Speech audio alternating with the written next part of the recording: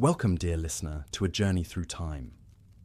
As you settle in for a restful slumber, allow yourself to be transported to a world far different from our own, the fascinating, complex, and often misunderstood era known as the Middle Ages.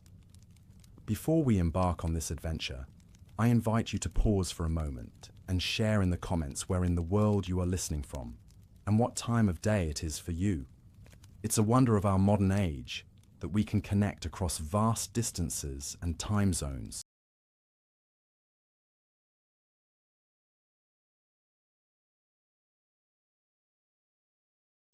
All while exploring the past together. And if you find yourself enjoying these calm, historical meanderings, I encourage you to subscribe so that you can drift off to sleep with a bit of boring history whenever the mood strikes. But for now, let us leave the present behind and allow ourselves to slip into a very different time and place.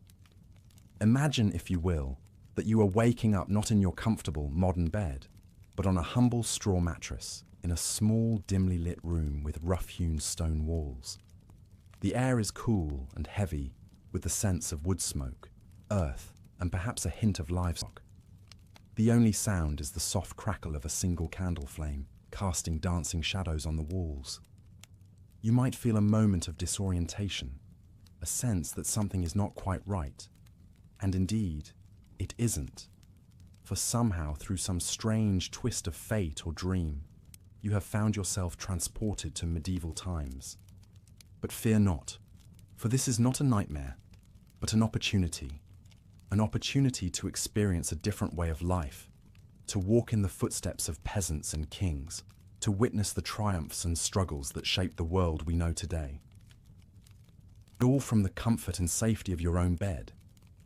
So take a deep breath, let your body relax into the mattress, and allow your mind to drift back through the centuries, to a time of castles and cathedrals, of chivalry and plague,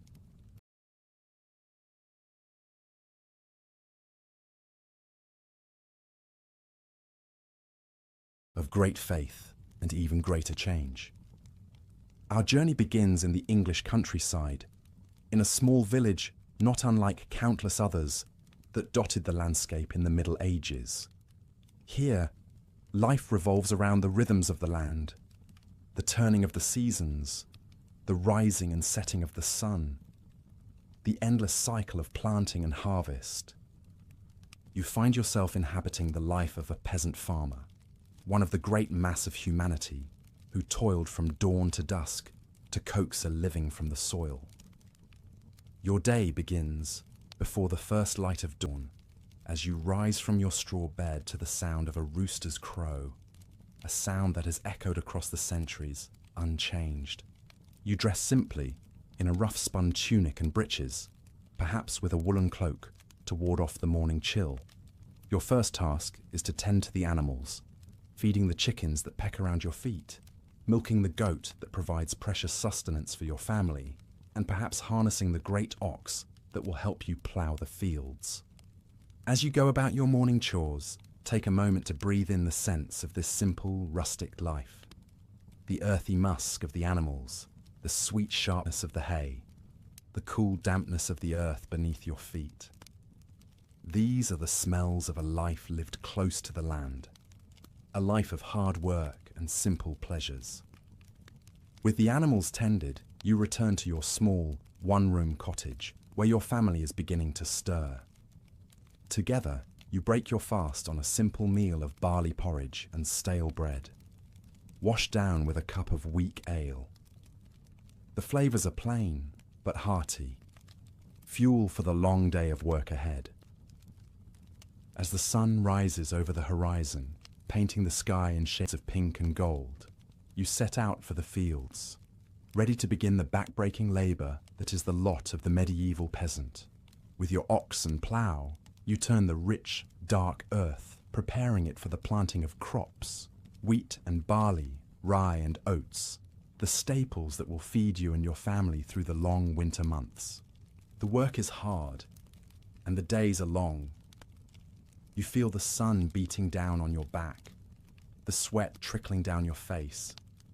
the ache in your muscles as you push yourself to keep pace with the turning of the plough. But there is also a certain satisfaction in this labour, a sense of purpose and place in the grand scheme of things. As a peasant, your life is not your own. You are bound to the land and to the local lord who owns it, obligated to work his fields and pay him a portion of your harvest in exchange for his protection. It is a simple arrangement, but one that defines the lives of millions across medieval Europe. But even in this humble existence, there is room for dreams and ambitions. As you work the fields, your mind might drift to the young boy running between the furrows, laughing as he chases after a butterfly or plays at sword fighting with a stick. Little do you know that this carefree child, born a peasant like yourself, is destined for greatness, for a rise to power that will shape the very course of history. His name is William, and his story is one of the great tales of the Middle Ages. Born into poverty, orphaned at a young age, William's life takes a remarkable turn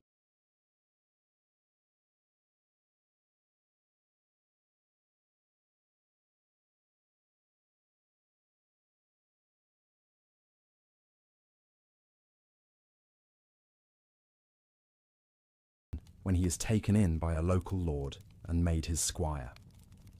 It is a rare opportunity for a peasant boy, a chance to escape the life of toil and servitude that is the fate of most. William seizes this chance with both hands. He learns quickly, absorbing the arts of horsemanship and swordsmanship, the intricacies of courtly etiquette and military strategy. He grows into a formidable young man, tall and strong, with a quick mind and a natural air of authority. His talents do not go unnoticed. William catches the eye of the powerful Duke of Normandy, who sees in him a kindred spirit, a man of ambition and cunning who could be a valuable ally. The Duke takes William under his wing, knights him, and grants him lands and titles of his own. It is a dizzying rise for a former peasant, but William is just getting started. He has his sights set on an even greater prize, the English throne itself. Through a combination of political maneuvering, strategic alliances, and outright ruthlessness, William positions himself as a claimant to the crown, and when the old English king dies without a clear heir, he seizes his chance. In 1066, William gathers a vast army and sets sail across the English Channel, ready to stake his claim with blood and iron. His invasion force lands on the southern coast of England, where they are met by the English army, led by the new King Harold Godwinson. The stage is set for one of the most famous battles in medieval history, the Battle of Hastings.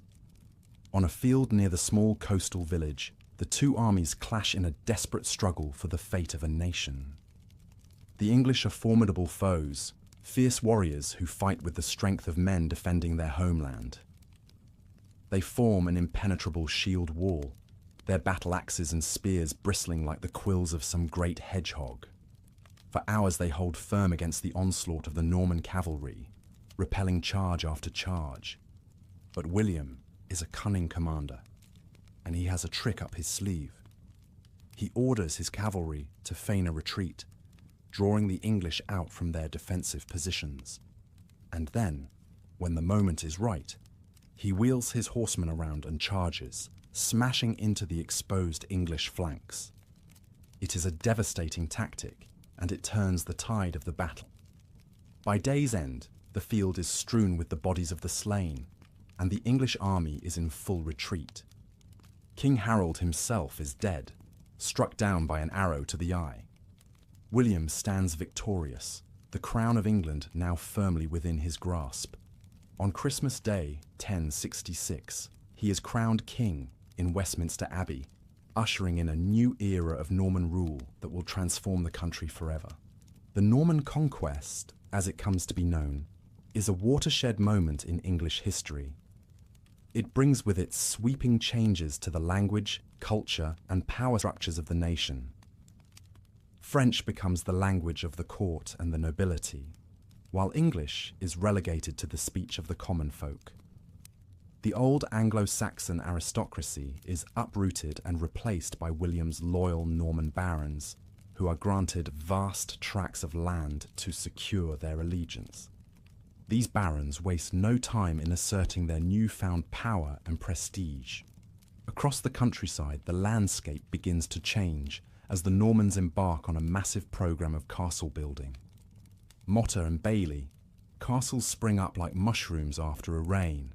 Great earthen mounds topped with wooden keeps, surrounded by deep ditches and sturdy palisades. These early castles are relatively simple affairs, built more for function than form.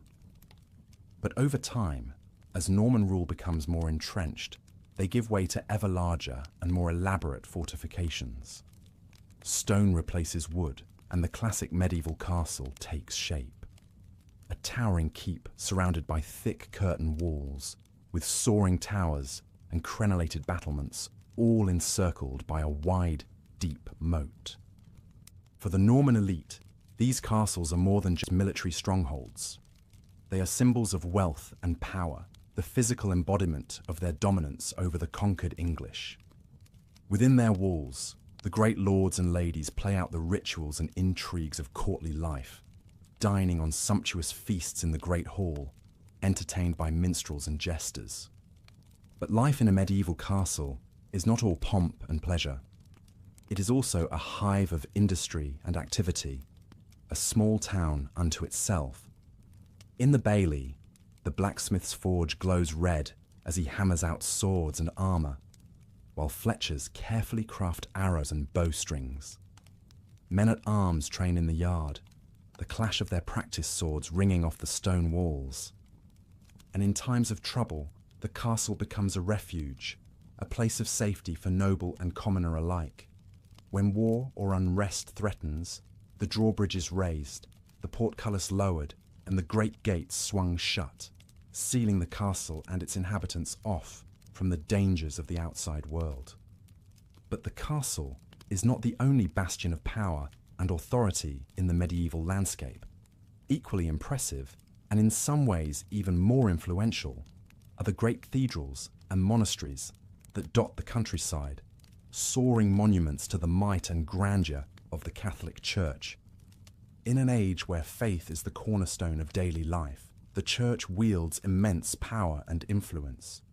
It is the guardian of learning and knowledge, the arbiter of morality and justice, the gateway to salvation and eternal life. To be in the good graces of the Church is to be in the good graces of God Himself. The monasteries, in particular, serve as crucial centres of learning and culture. Within their cloistered walls, monks painstakingly copy and illuminate manuscripts, preserving the wisdom of the ancients and the teachings of the Church. They are also economic powerhouses, with vast land holdings worked by peasants and serfs, producing wool, grain, and other valuable commodities. For many, the Church provides the only path to education and social advancement. The sons of nobles and wealthy merchants might be sent to the monasteries to be trained as scholars and clerics, while the daughters are dispatched to convents to be educated in the womanly arts of needlework and household management. But the Church is not just a benevolent force. It is also a source of great fear and superstition, a stern and often unforgiving taskmaster. From the pulpit, preachers rail against the sins of greed, lust, and gluttony, warning of the eternal torments that await the unrepentant sinner in the fires of hell. For some, this message of salvation through suffering and self-denial is a call to a higher purpose. The Benedictine monks, for example, take vows of poverty, chastity, and obedience, withdrawing from the world into a life of prayer and contemplation. They rise before dawn to chant the divine office, spend their days in silent study and manual labour, and retire to their sparse cells at night for a few hours of sleep on a hard straw mattress. But not all men of the Church are so austere.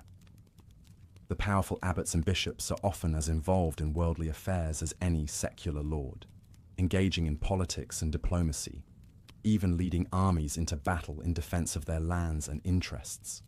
The line between spiritual and temporal power is often blurred, and the struggle for supremacy between church and state is a constant undercurrent of medieval life.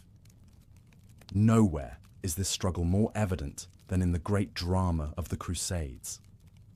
In 1195, Pope Urban II issues a call to arms, urging the knights of Europe to take up the cross and embark on a holy mission to free Jerusalem and the Holy Land from Muslim rule. It is a clarion call that will echo across the centuries, setting in motion a series of wars that will shape the course of history. For the crusading knights, it is a chance for glory and salvation, an opportunity to prove their valor and piety on the field of battle. They sew the cross onto their surcoats and shields and set out for the east, leaving behind their homes and families for the promise of eternal reward. But the reality of the Crusades is far from the noble ideal. The journey to the Holy Land is long and perilous, through hostile lands and treacherous seas. Many never make it, falling victim to disease, starvation, or the swords of the enemy. And when they finally reach Jerusalem, they find a city already steeped in blood and sorrow. The Crusaders capture the Holy City in 1099, after a brutal siege that leaves the streets running red with the blood of the slain. They establish a series of Christian kingdoms in the Levant. But holding this distant territory is a constant struggle against a determined Muslim foe. More crusades follow over the next 2 centuries, each seeking to shore up the fragile gains of the last. For the people of the Holy Land, caught between the warring factions, the Crusades are a time of great suffering and upheaval. Villages are burned, crops destroyed, innocent lives lost in the crossfire of holy war.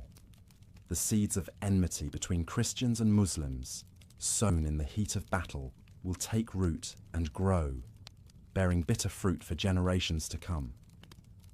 But the Crusades also have unintended consequences. They expose Europeans to the riches and sophistication of the East, to new ideas and ways of thinking that will help to fuel the great intellectual and artistic awakening of the Renaissance. Crusaders return home with spices, silks, and other exotic goods, stoking the fires of trade and commerce. The world, once so vast and mysterious, begins to shrink, the horizons of the possible expanding with each passing year. But for the common folk of Europe, life remains a daily struggle, a constant battle against hunger, disease, and the vagaries of fate. Even as the great tides of history sweep across the continent, the rhythms of peasant life remain largely unchanged, dictated by the turning of the seasons and the demands of the land.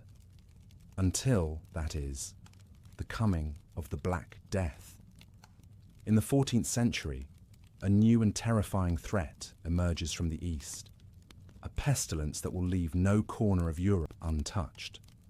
It starts as a rumor, whispers of a strange sickness that strikes down young and old alike, leaving entire cities choked with the dead. When the plague arrives in 1347, carried on ships from the Crimea, it spreads like wildfire. The disease is borne by fleas on the backs of rats, and it moves with frightening speed, leaping from port to port, town to town, leaving a trail of devastation in its wake. The symptoms are horrific: fever and chills, vomiting and diarrhea, the telltale swollen black buboes that give the pestilence its name. Most who contract the disease die within days, their bodies piled in the streets to be collected by the dead carts that roll through the towns and villages. Panic and despair grip the populace. Some flee to the countryside, hoping to escape the contagion, but the plague follows them, striking down whole families, whole villages.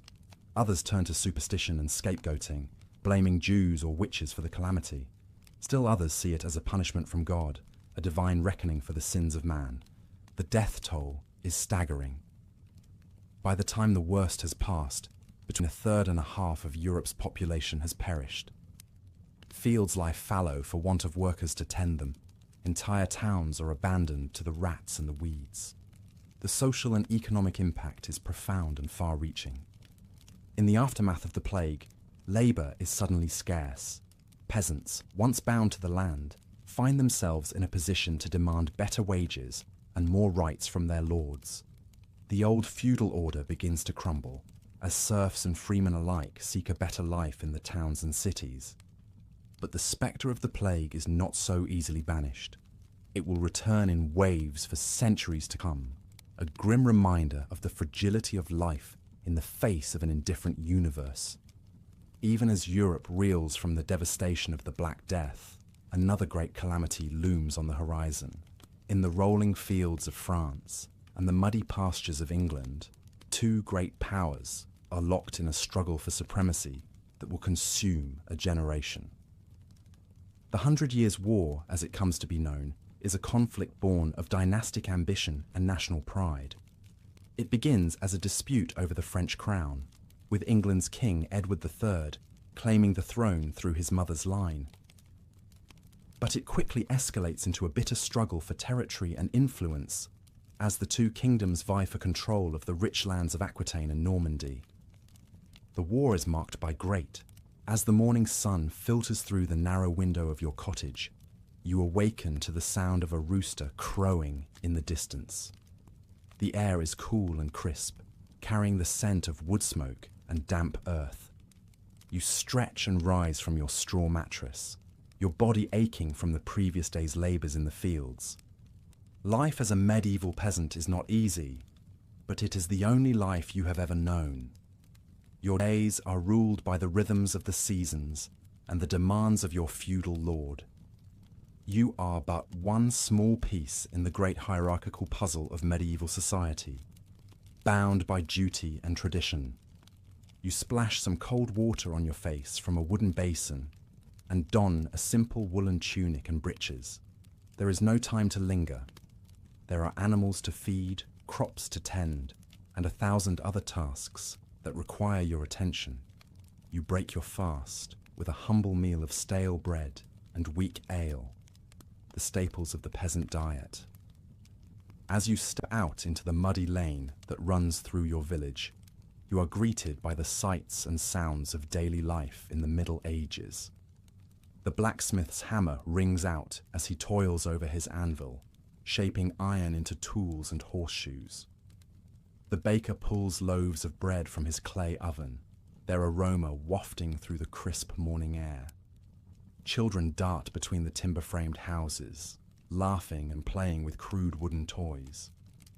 At the centre of the village stands the small stone church, its bell tolling to mark the hours of prayer. The church is the heart of village life, providing not only spiritual guidance, but also serving as a place of sanctuary and community gathering. The local priest is one of the few literate people in the village, and he serves as a conduit to the wider world beyond the manor. Beyond the village lie the strip fields, where you and your fellow peasants toil to raise crops for your own sustenance and to pay your rents and tithes to your lord. The work is backbreaking and never-ending, but there is a certain satisfaction in coaxing life from the soil and watching the crops grow tall and strong under the summer sun. As you work, you might exchange news and gossip with your fellow labourers. Talk of the weather, the health of the livestock, the latest proclamations from the Lord's manor house. In a world where most people live and die within a few miles of their birthplace, even small tidbits of information from beyond the village are precious. Life is hard, but it is not without its small joys and comforts. In the evenings, you might gather with your family and friends around the hearth, telling stories and singing songs handed down through generations. On holy days and festivals, there is music and dancing, a chance to set aside the daily toil and celebrate the turning of the seasons. But even as you go about your daily routines, you cannot escape the reminders of the rigid social order that structures medieval life. Everywhere there are signs of the power and wealth of the nobility and the church, in the grand manor houses and monasteries that dot the landscape, in the fine clothes and rich foods enjoyed by the elite, in the deference and respect demanded by your social betters. And yet, change is coming to the medieval world, even if it is not yet apparent to those living through it. New ideas and technologies are beginning to circulate, eroding old certainties. The growth of towns and trade is giving rise to a new middle class, one that will challenge the traditional hierarchy. The plague that periodically sweeps through the land, leaving devastation in its wake, also loosens the bonds of feudalism as labour becomes scarce and peasants gain a measure of bargaining power. But for now, as you toil in the fields and live out your life in the small world of your village, the medieval order remains intact. Your place in it is fixed, your duties and obligations clear. You are a part of a great chain of being, a link between the soil and the heavens, the temporal and the eternal. As the sun begins to set over the fields, you make your way back to your cottage, your body weary, but your heart full. You have lived another day in the medieval world, a world of hardship and struggle, but also of community and tradition. As you drift off to sleep on your straw mattress, you dream of a world beyond the confines of your village, a world of castles and cathedrals, of knights and ladies, of adventure and glory. But for now, that world remains tantalizingly out of reach, a shimmering vision in the twilight of your mind. The next day brings more of the same, the endless cycle of sowing and reaping, of tending to animals and mending fences. But even in the midst of this daily grind, there are moments of beauty and grace. The sound of the church bell ringing out across the fields, calling the faithful to prayer. The sight of a hawk wheeling high overhead, silhouetted against a cloudless blue sky. The laughter of children as they play in the village square, their voices echoing off the timber-framed houses. And always, there are the stories, tales of great heroes and saints, of miracles and marvels, passed down from generation to generation. In a world where most people cannot read or write, these stories are the lifeblood of culture, the threads that bind the community together. You might hear tales of the great King Arthur and his Knights of the Round Table defending the realm against the forces of evil, or of the saintly King Edward the Confessor, who could cure scrofula with his touch, of the brave knights who ventured to the Holy Land on crusade, seeking to reclaim Jerusalem for Christendom. These stories offer a glimpse of a wider world beyond the confines of the village, a world of high adventure and noble deeds. They inspire and uplift, reminding you that even the lowliest peasant can aspire to greatness through faith and valor.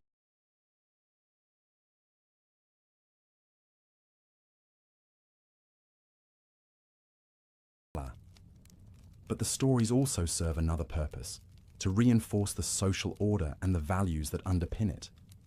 The tales of chivalrous knights and virtuous ladies, of wise kings and holy saints, all serve to buttress the hierarchy of medieval society, to make it seem natural and ordained by God. And so you listen to these stories, absorbing their lessons and their morals, even as you go about your daily tasks. They become part of the fabric of your life, shaping your understanding of the world and your place within it. As the days turn into weeks and the weeks into months, the rhythms of medieval life continue their eternal cycle. The seasons change, from the soft greens of spring to the rich golds of autumn. Babies are born and old folks die, the great wheel of life turning on. And through it all, the land endures, the fields and forests, the rivers and hills that have sustained generations of peasants like yourself. It is a hard life, a life of toil and struggle, but it is also a life deeply rooted in the soil, in the timeless patterns of nature. In moments of quiet reflection, you might ponder the mysteries of the world, the great questions that have puzzled humanity since the dawn of time. What is the purpose of life? What lies beyond the veil of death? How can one live a good and righteous life in a world so full of suffering and injustice? The Church offers answers to these questions. but they are not always satisfying. The priests speak of the need for faith and obedience, for acceptance of one's lot in life. They promise the rewards of heaven for those who follow the teachings of Christ, but the heaven they describe seems far removed from the daily realities of peasant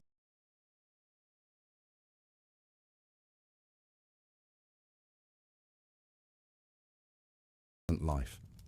And yet, there is something comforting in the rituals and rhythms of the church. The solemn mass, the flickering candles, the smell of incense. In a world that can often seem harsh and unpredictable, the church provides a measure of stability and continuity, a link to a higher power and a greater purpose. And so you continue on day by day, season by season, living out your life in the shadow of the great medieval order. You marry and have children of your own, passing on the skills and knowledge of your ancestors. You weather the storms of life, the failed harvests and the outbreaks of disease, the petty cruelties of your feudal overlords. Through it all, you hold fast to the values that have sustained your people for generations, the values of hard work and perseverance, of loyalty and community, of faith and fortitude. These are the values that have enabled peasants like yourself to endure through centuries of hardship, to carve out a life from the stubborn soil of medieval Europe. And as you lay on your deathbed, surrounded by your children and grandchildren, you can look back on a life well lived, a life of humble service and quiet dignity. You may not have achieved great fame or fortune, but you have played your part in the great tapestry of medieval life, adding your own small thread to the vast and intricate weave. As you close your eyes for the final time, you can take comfort in the knowledge that the world will go on without you, that the fields will still be ploughed and the prayers still said, that the stories will still be told and the songs still sung. For in the end, it is not the individual that matters, but the community, the great chain of being that links the lowliest peasant to the mightiest king, the living to the dead, the temporal to the eternal. And so you slip away, your soul winging its way to the great beyond, leaving behind the cares and sorrows of the mortal world. You have lived and loved, struggled and overcome, and now you can rest in the peace of the ages, secure in the knowledge that your life, however humble, has been a part of something greater, a small but vital thread in the vast tapestry of human history. As the years turn into decades and the decades into centuries, the medieval world that you knew slowly fades away, giving way to new eras and new ways of thinking.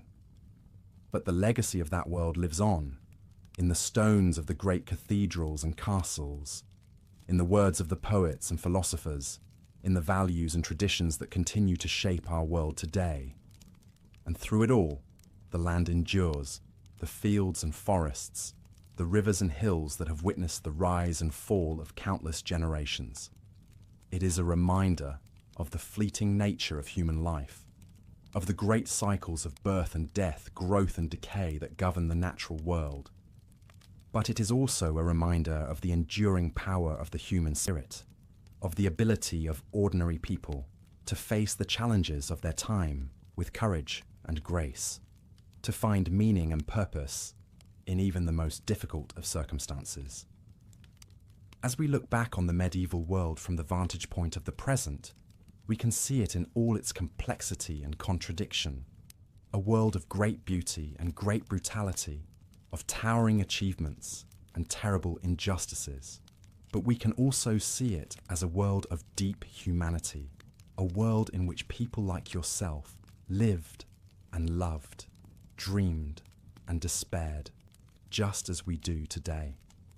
And so, as you drift off to sleep, let your mind wander back to that distant time and place, to the fields and villages of medieval Europe.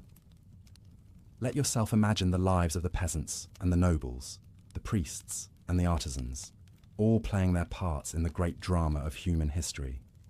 And as you do so, take comfort in the knowledge that your own life, however small and insignificant it may seem, is also a part of that great story. a thread in the tapestry of human experience that stretches back to the dawn of time and forward into the unknown future. For in the end, that is the great lesson of the medieval world, that each of us, no matter our station or circumstances, has a role to play in the unfolding of history, that each of us is called to live our lives with purpose and meaning, to strive for something greater than ourselves.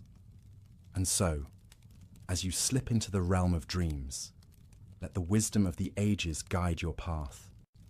Let the echoes of the past whisper in your ear. And know that, even in the darkest of times, there is always hope, always the possibility of a brighter tomorrow. Good night, dear listener, and may your dreams be filled with the wonders of the medieval world, with the courage and resilience of the human spirit that has endured through the centuries. May you wake refreshed and renewed, ready to face the challenges of your own time, with the same grace and fortitude as those who came before you. And may you always remember that, no matter how small and insignificant you may feel, you are a part of something greater, a link in the great chain of being that connects us all, across the ages and across the world. Sleep well, and may the blessings of the medieval world be with you always. The story of the rise of King William is a testament to the fluid nature of social mobility in the medieval era, even amidst the rigid hierarchy of the feudal system. Born a peasant, William's life took a dramatic turn when he came under the tutelage of a local lord who recognized his potential and brought him into his household as a squire. Under the lord's guidance, William learned the arts of war and statecraft, honing his skills in horsemanship, swordsmanship, and leadership. His natural abilities and quick wit caught the eye of the powerful Duke of Normandy, who eventually took William into his own service and knighted him. William's rise through the ranks of the Norman aristocracy was meteoric. He quickly became one of the Duke's most trusted advisors, displaying a keen political acumen and a ruthless determination to succeed. When the old Duke died without a clear heir, William saw his chance to seize power.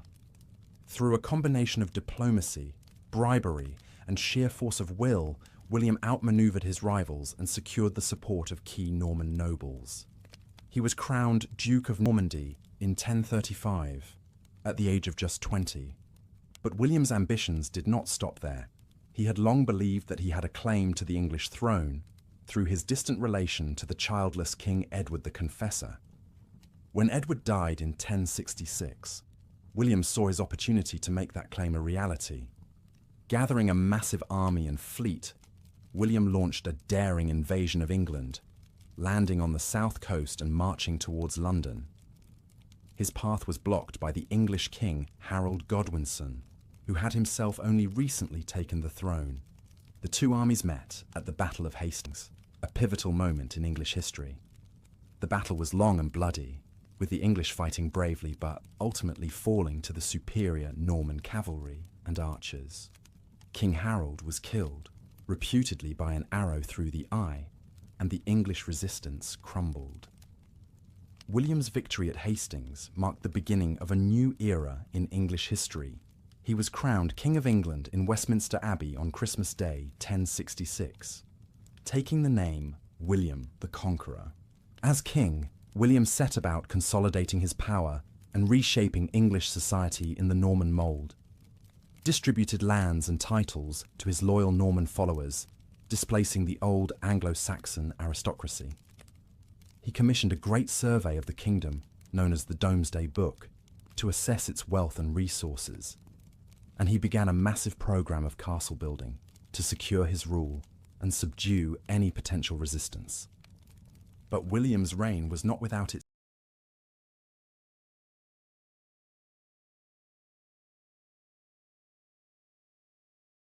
challenges. He faced repeated uprisings from disaffected English nobles, as well as incursions from the Scots and the Welsh. He struggled to balance the competing demands of his Norman and English subjects, and to integrate the two cultures into a cohesive whole. Through it all, however, William remained a formidable and effective ruler. known for his military prowess, his political cunning, and his fierce determination. He left a lasting legacy on English history, transforming the country's language, laws, and institutions, and setting the stage for centuries of Norman rule. The story of William the Conqueror is a reminder of the complex interplay of individual agency and historical forces that shaped the medieval world. It is a tale of ambition and conquest, of the rise of a lowly peasant to the heights of power and influence. But it is also a tale of the great tides of history, of the clash of cultures and the forging of new identities, of the enduring impact that one life can have on the course of human events.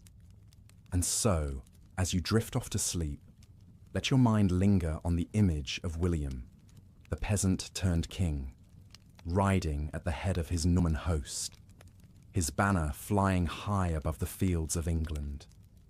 Let his story be a reminder of the potential for greatness that lies within each of us, no matter our humble beginnings, and of the power of the human will to shape the world around us. Good night, and may the spirit of William the Conqueror guide your dreams and inspire you to seize your own destiny with the same courage and determination that he showed on the battlefields of medieval Europe. May you wake with a renewed sense of purpose and possibility, ready to make your own mark on the great tapestry of human history. Sleep well, and may the blessings of the medieval world be with you always. The Renaissance is dawning as you lay your weary head down to sleep. The medieval world is beginning to stir with new ideas, new possibilities. But for most, daily life remains a familiar routine of toil and simple pleasures. You're a craftsman in a bustling town, rising with the sun to begin your work. The streets are already alive with activity as you make your way to your workshop. Bakers pull steaming loaves from their ovens, the aroma of fresh bread mingling with the stench of the open sewers. Hawkers cry their wares, fresh fish, ripe cheeses, newly dyed cloth in vibrant hues. In your workshop you set to your task, skillfully carving wood or shaping metal. Perhaps you're a carpenter, crafting sturdy furniture and the beams for the new houses springing up as the town grows.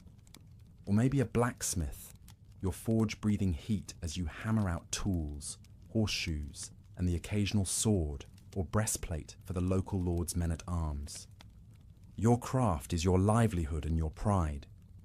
You learned it from your father, as he did from his, skills passed down through generations. Your pieces are sought after in the town market and beyond. Merchants carry them to far-off cities and even abroad. A fine table you made graces the hall of the local manor.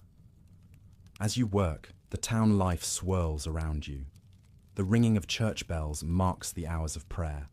A procession of monks passes by, chanting in Latin. In the town square, a jester entertains a crowd with bawdy jokes and sleight of hand, his motley costume a splash of colour against the half-timbered houses. Occasionally, excitement ripples through the town. A travelling merchant arrives, his wagons laden with exotic spices, gleaming silks, strange mechanical devices. He brings news, too, of wars in foreign lands, of the latest fashions in the royal court, of a new kind of learning stirring in the universities. Some of these new ideas trickle down to your workshop. A learned client requests a classical motif carved into his bookcase. A painter friend experiments with the rules of perspective, creating astonishingly lifelike scenes. A well-travelled merchant describes the water-driven machines he saw in the Arab lands, sparking your imagination. But for the most part, your concerns are more immediate. Will you finish the big order in time for the fair? Will your son prove as adept at the craft as you hope? Will the coin you earn be enough to put meat on the table and wood in the fire? The rhythms of your days are guided by the demands of your trade and the needs of your family. In the evenings, you gather in the town tavern, trading stories and news with your fellow craftsmen over a mug of ale. The concerns of kings and popes seem far away, though you dutifully pray for their souls and pay your tithes. The world is here, in the town you've known all your life, in the work of your hands and the faces of your loved ones. As night falls, you make your way home, the streets quieting as shutters are drawn and candles snuffed. In your small but tidy house, you share a simple meal with your family, a pottage of vegetables and barley, a hunk of bread, perhaps a bit of cheese or sausage. You give thanks for the day's blessings, for the skill of your hands and the love of your kin. Later, in the darkness of your bedchamber, you reflect on the day and the days to come. Your life is not an easy one. There are always challenges, always uncertainties. But it is a life of purpose and of pride, shaped by the traditions of your craft and the bonds of your community. As you drift off to sleep, the soft breathing of your loved ones around you, you dream of the work you'll do tomorrow and the days after that, of the things you'll make, the stories you'll tell, the life you'll build, one day at a time, in this world that is changing, slowly but surely, around you. The Renaissance is coming, with all its tumult and its glory.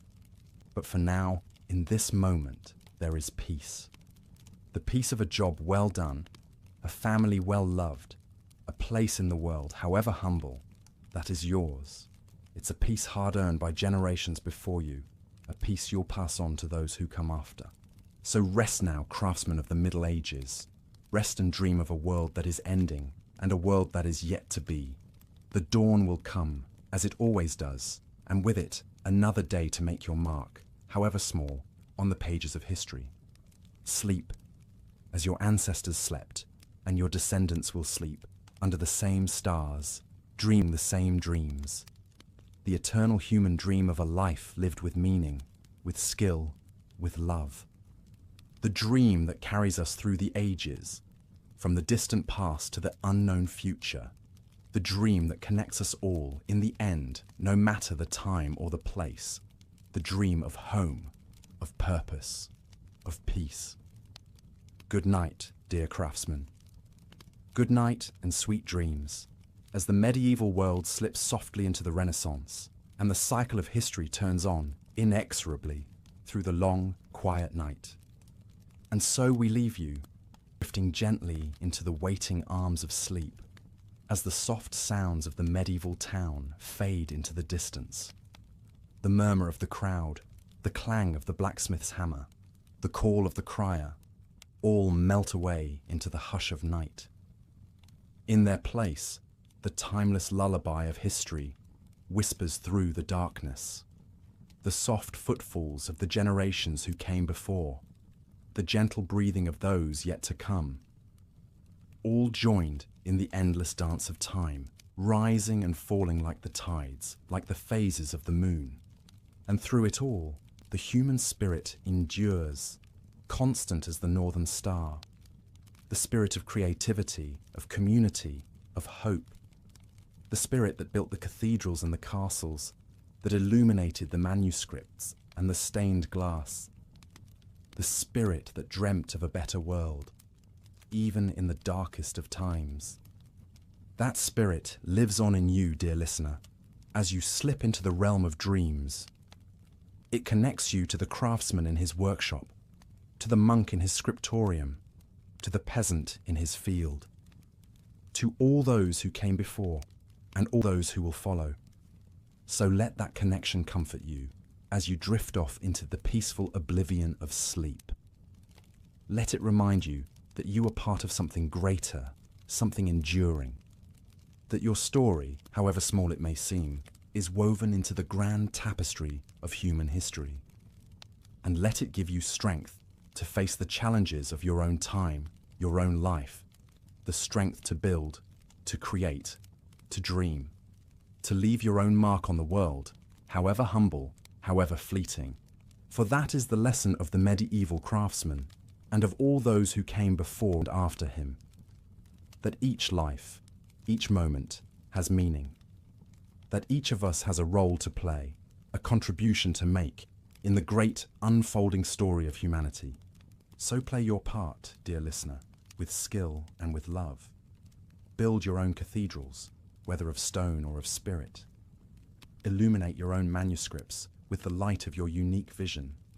And when the night comes, as it must for all of us, rest easy in the knowledge that you have lived and loved and left your mark, that you have been a part of the human story in all its sorrow and all its glory. Good night, dear time traveler. Good night, and may your dreams be filled with the wonders of the ages and the quiet contentment of a life well lived. May you wake to a world made a little brighter by your presence, a little richer by your gifts. And may the echoes of the medieval craftsman's workshop and of all the workshops and all the workers of history resound softly in your sleeping ears. A gentle reminder of the endless cycle of creation and rest, of labor and peace that marks the turning of the great wheel of time. Sleep now and dream. Dream of ages past and ages yet to come. Dream of the infinite possibilities of the human spirit and of your own precious place in the vast, unfolding tapestry of history. Good night and sweet dreams until the dawn comes round again and the great work of living begins anew.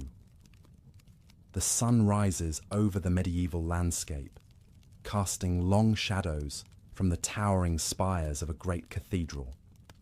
The building seems to reach to the very heavens, a testament to the power and influence of the church in this age.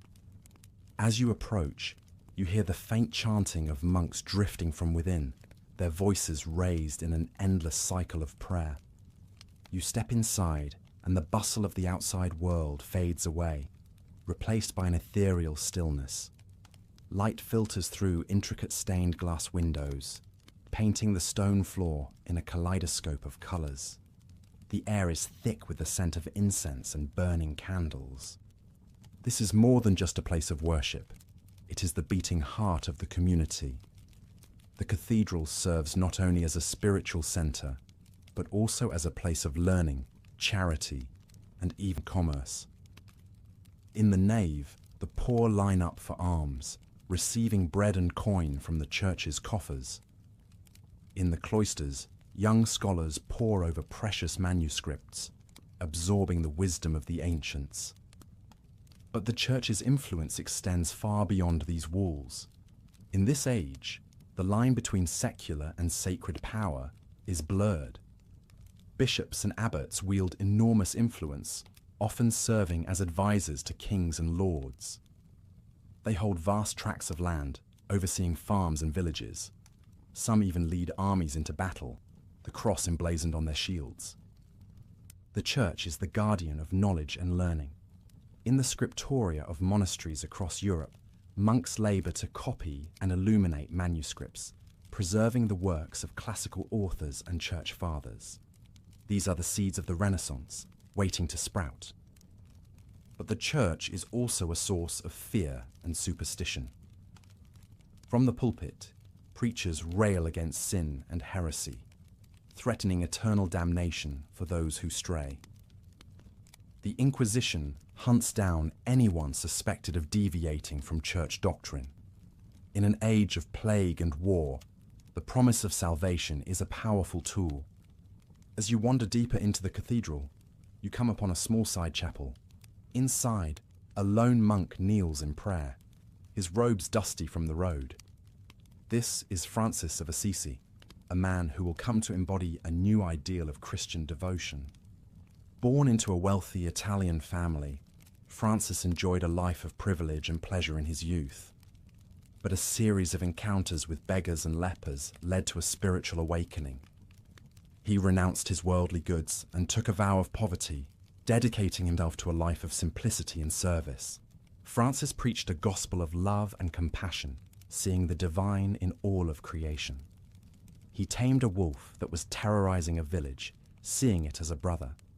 He composed hymns to the sun and moon, praising them as God's handiwork. His example inspired thousands to follow him, forming a new religious order, the Franciscans. They wandered the countryside, preaching to the poor and tending to the sick. They embodied a new model of spirituality, one based on humility, charity, and a direct connection to God. Francis's legacy would endure long after his death.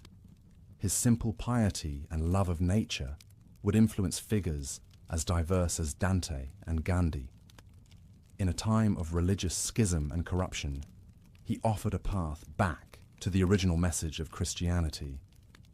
As you watch Francis pray, lost in silent contemplation, you feel a sense of peace wash over you. In a world of constant struggle and upheaval, his message of compassion and humility feels like a beacon of hope. But the tranquility of the moment is shattered by a sudden commotion outside. Shouts and the clatter of hooves fill the air. You rush to the cathedral door to see a breathless messenger stumble in, his face ashen. "The king is dead!" he cries. "Long live the king!" The old monarch has passed, and a new one must take his place. In the coming days, lords and bishops will gather to pay homage and swear fealty. But in the shadows, others plot and scheme, seeing opportunity in the transition of power.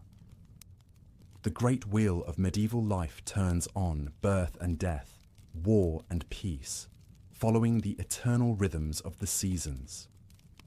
As you step back out into the sunlight, you feel the weight of centuries pressing down upon you, the countless lives that have come before, each leaving their mark on the tapestry of history.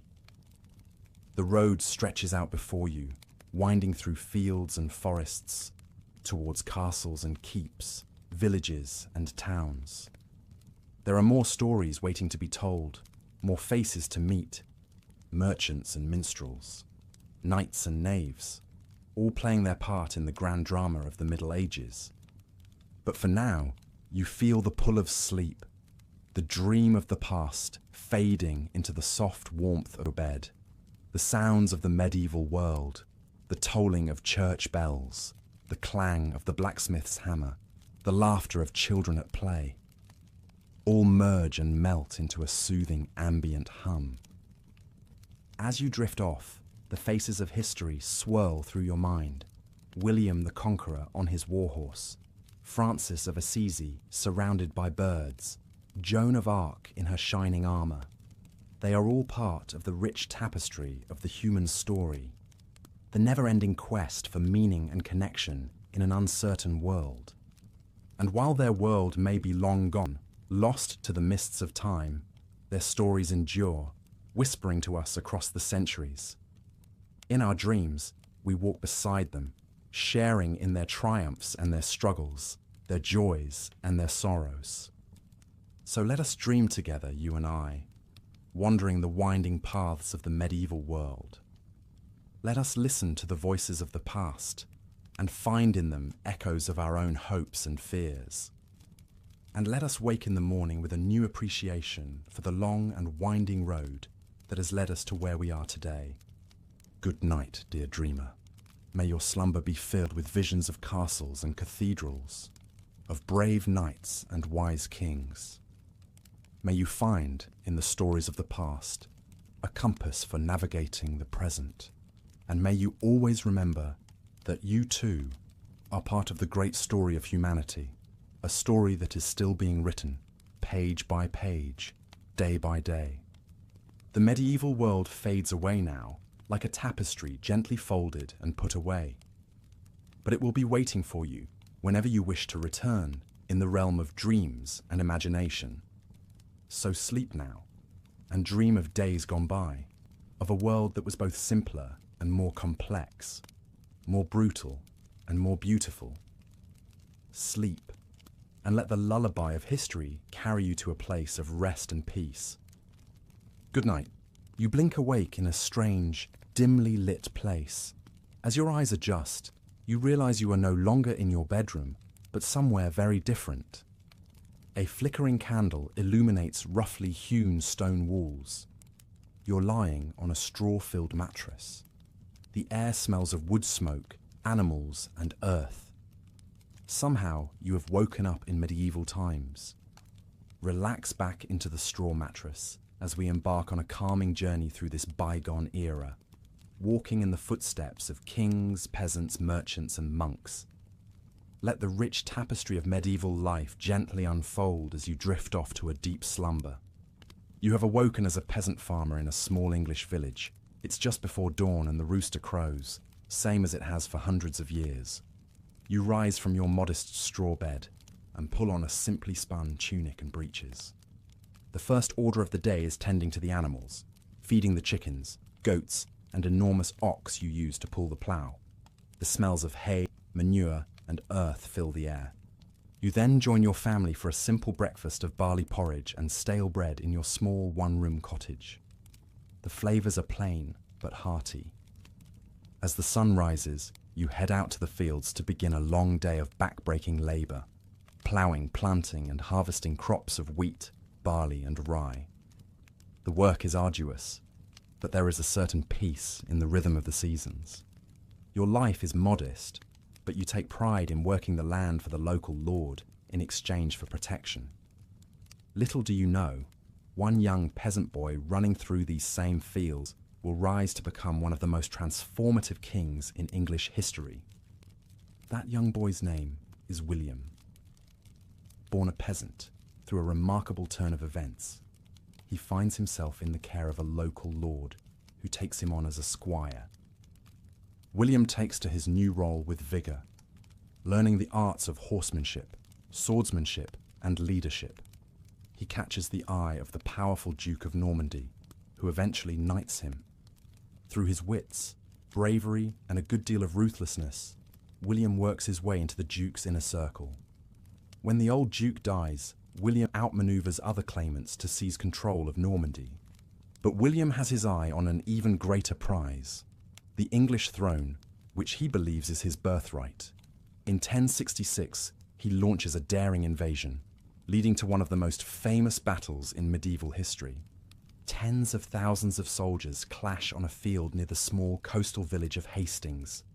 The Anglo-Saxons, wielding battle axes and forming an impenetrable shield wall, face off against the mounted Norman knights in a bloody day-long battle.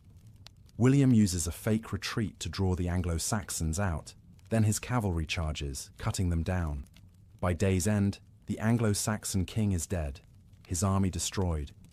William is crowned King of England on Christmas Day 1066 in Westminster Abbey, ushering in a new era. The Norman conquest will transform England, reshaping its language, customs, and aristocracy.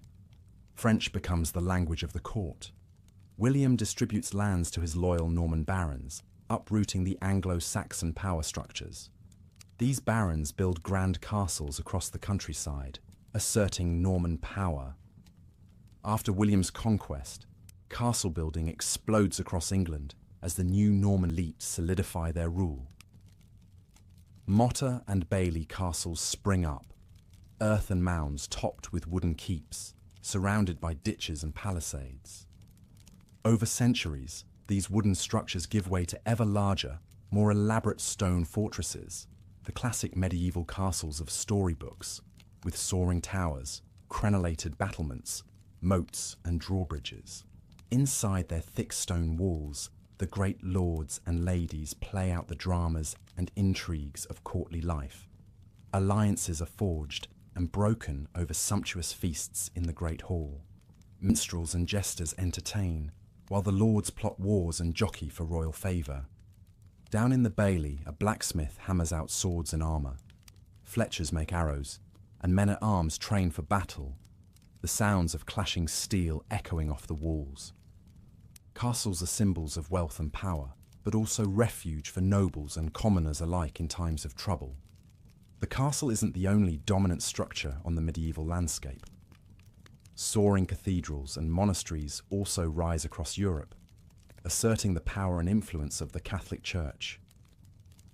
Monasteries serve as centres of learning, and monks painstakingly copy and illuminate manuscripts, preserving classical knowledge.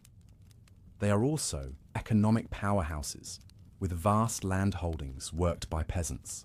For many, the Church provides education, charity, and the promise of eternal salvation, but it also instills the fear of sin and damnation. Preachers rail against greed, lust, and gluttony. Some, like the Benedictine monks, withdraw from the world into a life of prayer, chastity, and poverty. Others, like the powerful abbots and bishops, engage in worldly politics, even lead armies into battle. The line between secular and sacred power is blurry. Kings and popes vie for supremacy. Holy wars are launched to reclaim Jerusalem. In 1095, Pope Urban II calls on the Knights of Europe to embark on a holy mission, to free Jerusalem and the Holy Land from Muslim rule. Thousands take up the cross, sewing it onto their garments as a sign of devotion. The Crusaders capture Jerusalem in 1099 in a bloody struggle, establishing Christian kingdoms in the Levant. But holding this distant territory is a constant battle. More crusades follow over the next 2 centuries. For the crusading knights, it's a chance for glory, adventure, and salvation. But it's also a brutal, bloody conflict that sows seeds of religious enmity between Christians and Muslims. The Crusades also expose Europeans to the riches and sophistication of the East. They bring back spices, silks, and new ideas that will help fuel the Renaissance. But for now, life remains a daily struggle for most, even as great change looms on the horizon. Among the crusading knights who journeyed to the Holy Land was a young French noble named Louis. Born into a family of minor nobility, Louis was always a deeply pious child. As a youth, he spent hours in prayer and devotion, much to his father's dismay, who wanted him to focus on the arts of warfare and statesmanship. But when Pope Urban's call for the First Crusade reached their castle, Louis knew his destiny had arrived. Against his father's wishes, he took the cross and set out for Jerusalem, leaving behind his young wife and infant son. The journey was long and perilous. Louis saw many of his fellow knights succumb to disease, starvation, and the swords of the Seljuk Turks. But his faith never wavered. He believed utterly in the righteousness of their cause. When the Crusaders finally reached Jerusalem and breached its walls, Louis was among the first to enter the city. The slaughter that followed was terrible, with the Crusaders killing thousands of Muslim and Jewish inhabitants. Louis himself took no part in the bloodshed, instead falling to his knees in prayer at the Church of the Holy Sepulchre. Jerusalem secured, Louis resolved to stay and defend the newly established Kingdom of Jerusalem. He sent word to his wife to join him, which she did, making the long journey with their young son and a retinue of servants. For several years, Louis and his family lived in Jerusalem, with Louis serving as a knight in the service of King Baldwin I. He fought in several battles against the surrounding Muslim states, always distinguishing himself with his bravery and skill at arms. But the life of a crusader was a hard one, filled with constant warfare and the ever-present spectre of death. Louis saw many of his comrades fall in battle or succumb to the harsh conditions. His own wife fell ill and died, leaving him to care for their son alone.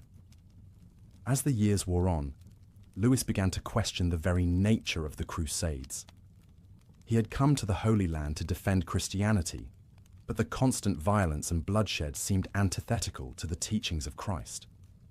He saw the way the Crusaders treated the local Muslim and Jewish populations, and it troubled his conscience. In 1120, after nearly 2 decades in the Holy Land, Louis made the difficult decision to return to France. He left his son, now a young man, to continue serving in the Crusader states and began the long journey home. The France that Louis returned to was much changed from the one he had left. In his absence, his father and elder brothers had died, leaving Louis as the unexpected heir to the family lands. He found his domain impoverished and in disarray, with rival nobles encroaching on his territory. But Louis had learned much during his time in the East. He applied the skills of leadership and diplomacy he had honed as a Crusader knight to governing his lands. Slowly but surely, he began to restore order and prosperity.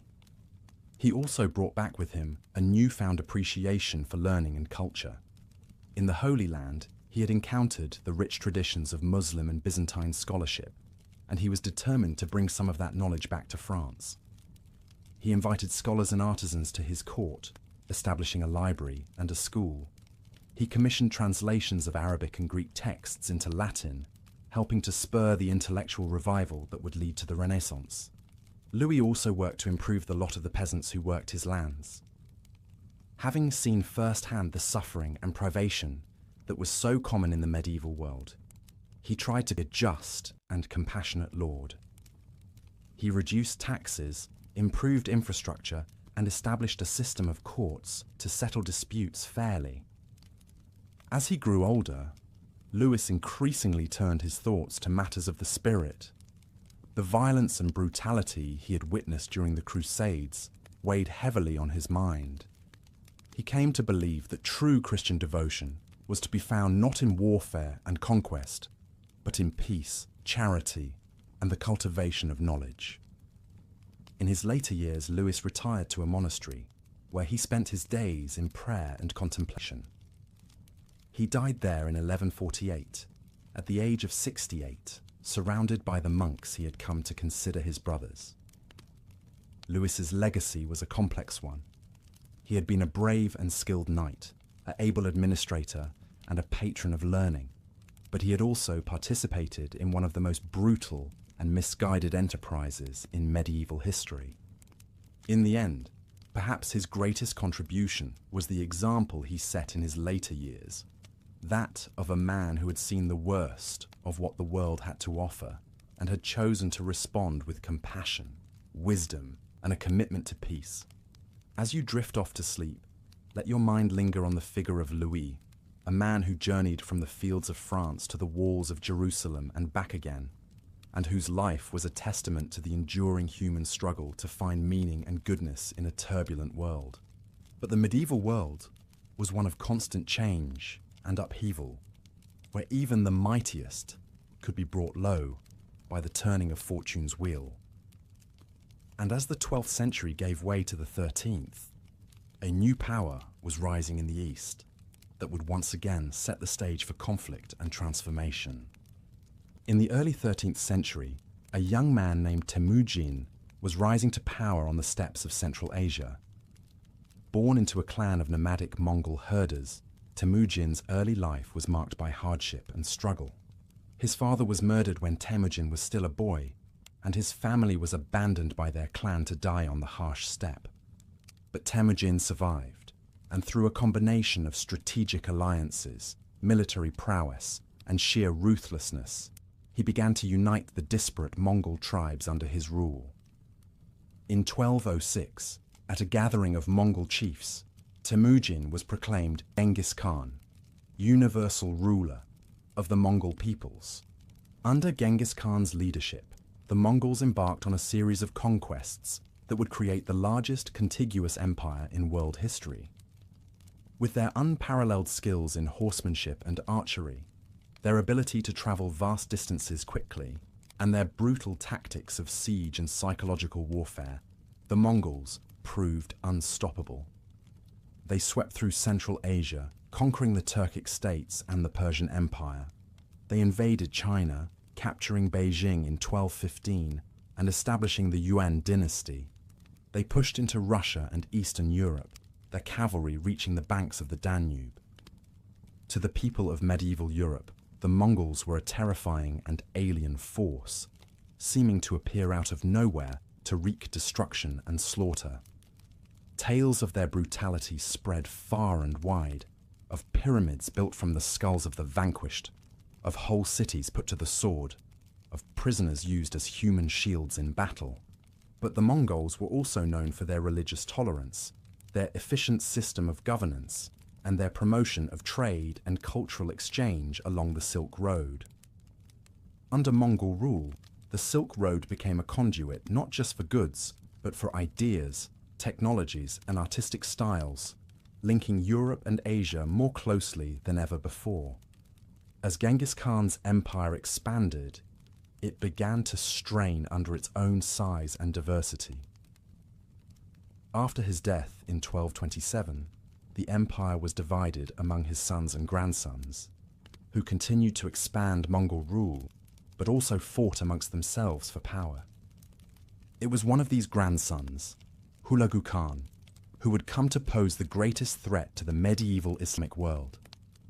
In 1258, Hulagu's forces captured Baghdad, the capital of the Abbasid Caliphate, slaughtering tens of thousands and bringing an end to the Islamic Golden Age.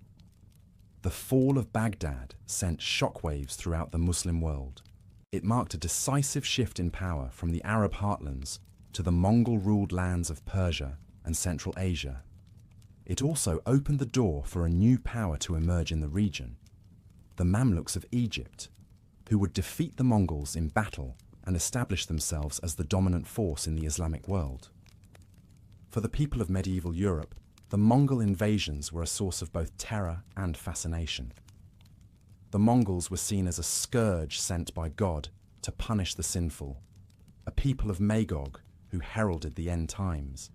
But they were also admired for their military prowess and their exotic ways. European envoys, missionaries and merchants ventured to the Mongol court, bringing back tales of the Khan's vast riches, his magnificent palaces, and the strange customs of his people. The Mongols, for their part, showed an interest in European culture and religion, with some Mongol princesses even marrying into European royal families. But the Mongol Empire was ultimately to be a fleeting one. By the 14th century, it had fragmented into competing khanates, which in turn fell to the rising powers of the Russians, the Chinese, and the Ottomans. The legacy of the Mongols, however, would endure. They had shaken the foundations of the medieval world, accelerating the pace of change and exchange across Eurasia. They had shown the power of the steppe peoples to shape the course of history, a power that would be echoed in later centuries by the Timurids, the Ottomans, and the Mughals.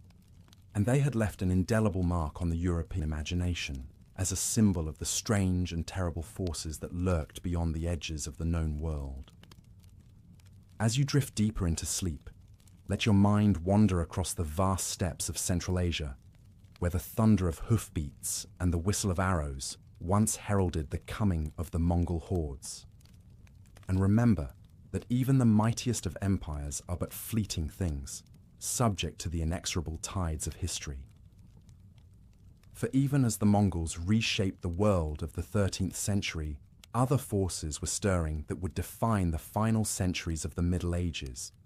Forces of plague and rebirth, of faith and reason, of discovery and transformation. In the 14th century, a devastating pandemic sweeps across Europe, the Black Death. It starts with rumors from the East of a terrible pestilence that leaves piles of dead in its wake. The disease arrives in 1347 on ships from Crimea. It spreads rapidly, carried by fleas on rats. People flee the cities, but the plague follows them. The symptoms are horrific: fever, chills, vomiting, and swollen, black buboes. Most die within days. Panic and despair grip the populace. Some blame Jews or witches. Others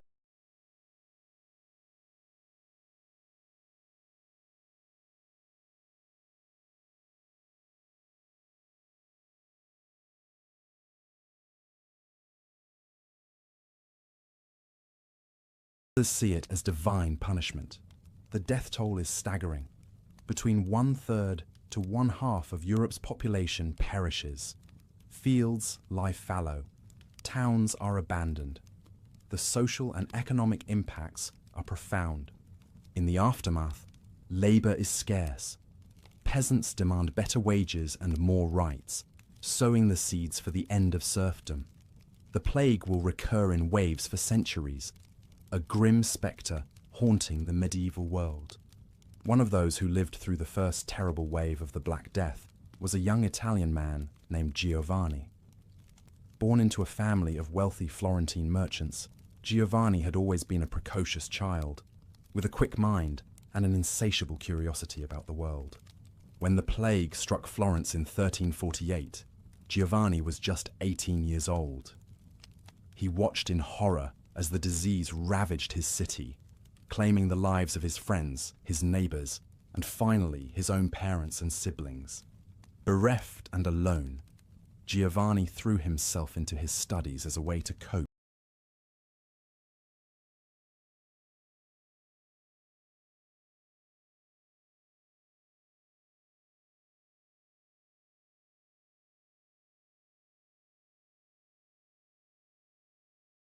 with his grief.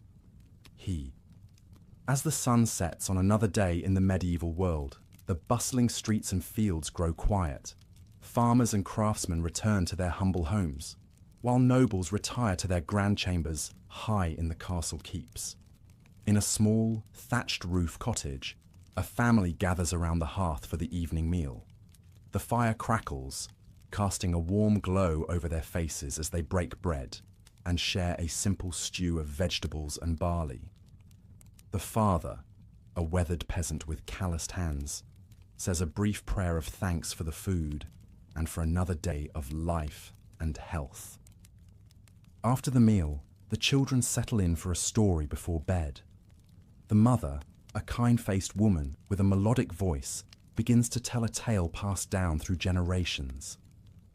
It's a story of brave knights and fair maidens, of dragons and magic, of good triumphing over evil. The children listen with rapt attention, their eyes wide with wonder. Stories like these are the entertainment of the age, shared around fires and in great halls alike.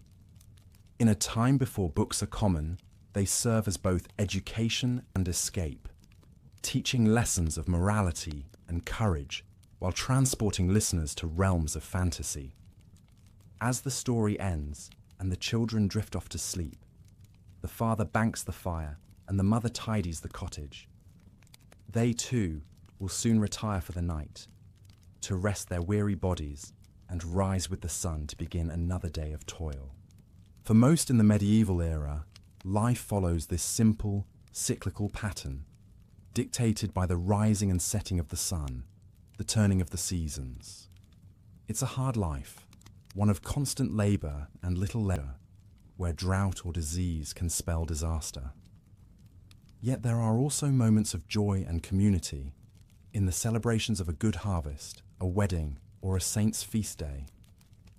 In the countryside, far from the bustle of the cities and towns, the night brings a profound stillness. The only sounds are the gentle lowing of cattle, the hoot of an owl, the rustle of the wind through the trees. Under the canopy of stars, the medieval world slumbers. But not all sleep.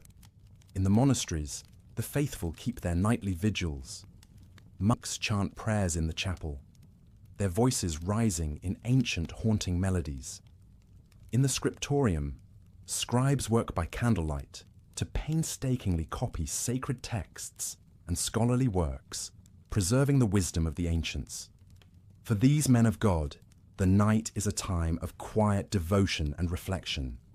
They have forsaken the worldly life for one of contemplation and service, dedicating themselves to prayer, study, and the care of the poor and sick. In their gardens, they grow medicinal herbs and tend to the ailing. In their libraries, they safeguard the knowledge of the past and teach the scholars of the future. Theirs is a life of discipline and sacrifice, but also one of purpose and spiritual fulfillment. As the night deepens, even the monks retire, leaving the monastery in silence. The candles are extinguished, the books closed. Only the eternal light in the chapel remains, a symbol of the constant presence of God. In the cities, the night takes on a different character. Though the respectable citizens sleep, the taverns and inns are alive with activity. Here, travelers and locals alike gather to drink, gamble, and share news from afar. In a corner, a minstrel strums a lute and sings a bawdy ballad, much to the delight of the crowd. A group of merchants discuss the latest wares and prices, striking deals over cups of ale. A young scholar debates philosophy with an old soldier, their voices rising over the din. These are the places where social boundaries blur, where a peasant may rub shoulders with a nobleman, where a foreigner may find a welcome. They are the melting pots of the medieval world, where ideas and stories are traded as readily as goods and coin. But even these lively spaces eventually quiet as the night wears on. The minstrel packs up his lute, the merchants shake hands on their agreements, the scholar and soldier drain their cups and bid farewell. One by one, the patrons stumble out into the night, making their way home by the light of the moon. In the castle, the lord and lady sleep in their opulent bedchamber, attended by servants. For them, comfort and security are a given, their power and wealth ensuring a life far removed from the struggles of the common folk. But even they are not immune to the darker aspects of medieval life. Political intrigue, war, and disease respect no rank.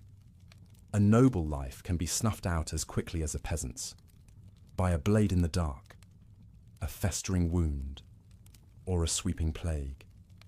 And so, as the castle sleeps, guards pace the battlements, ever watchful for signs of threat. In the stables, a squire sleeps among the horses, ready to rouse at a moment's notice. Even in repose, the machinery of power and protection never fully rests. As the deepest part of the night approaches, a hush falls over the land. It's the quiet hour, when even the most restless souls succumb to sleep's embrace. In these moments, the medieval world seems to hold its breath, suspended between the labors of one day and the promise of the next. It's a time of dreams and visions, when the veil between the earthly and the divine seems thinnest. Some say it's in these hours that saints and angels walk the earth, that miracles are most likely to occur. Others whisper of darker things, of ghosts and demons, of witches' sabbaths and unspeakable rituals. But for most, this is simply the hour of deepest sleep, when the body and mind rest and repair, preparing for the dawn that will inevitably come. In cottages and castles, in monasteries and inns, the people of the medieval world slumber, their lives and fates intertwined in the great tapestry of history. And as we, too, drift in that liminal space between wakefulness and dreams, we can imagine ourselves among them, peasant or noble, monk or merchant, all equal in the eyes of sleep. Their world may be long past, but in these moments, it feels close enough to touch, a vivid dream of a distant era. So let us linger here a while, in this realm of quiet and shadow, and let the lullaby of history carry us gently into the embrace of sleep. For in the end, whether we wake in a modern bed or on a straw pallet, we are all threads in time's great weave, our dreams and stories intertwined across the ages. Good night, dear listener, and may your dreams be filled with the wonders and mysteries of the medieval world. May you find rest and peace in the knowledge that you too are part of the great human story, a story that continues to unfold with each passing night and each breaking dawn. Sleep well and dream deep.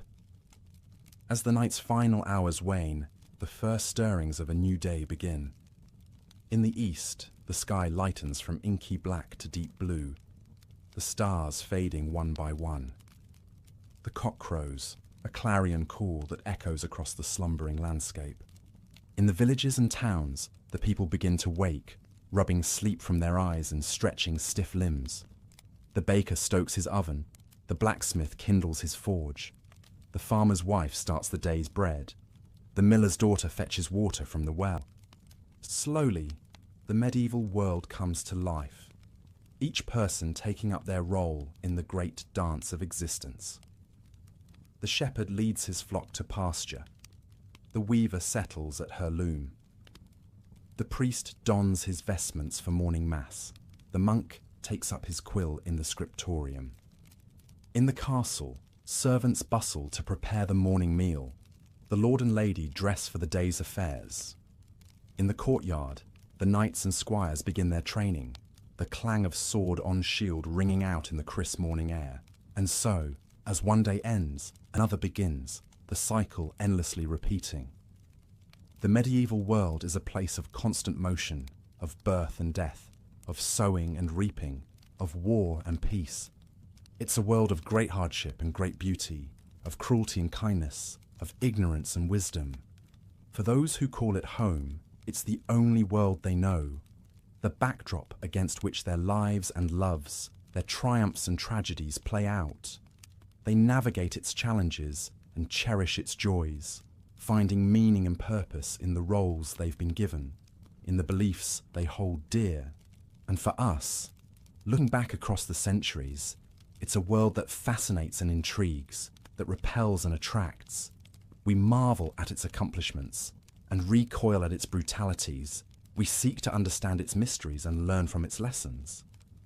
In the end, perhaps, the medieval era is not so different from our own.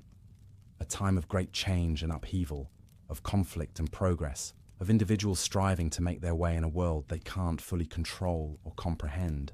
And just as we look back on their time with a mix of nostalgia and critique, of admiration and horror, so too might future generations look back on ours. We too are living in a story still being written, our actions and choices shaping the course of history in ways we can only dimly perceive. So perhaps the greatest lesson the medieval world can teach us is one of humility and perspective. We are all, in the end, only brief candles against the long night of history, our individual lives mere flickers in the great cosmic dance. But what a dance it is, and what a privilege to be a part of it, to add our own small light to the sum of human experience. Whether we wake in a castle or a cottage, whether our days are filled with toil or leisure, we each have a role to play, a contribution to make. And so, as the medieval world stirs to life for another day, let us too rise to meet the challenges and opportunities of our own time. Let us learn from the past, but not be bound by it. Let us honor the wisdom of our ancestors, while striving to create a better future for our descendants.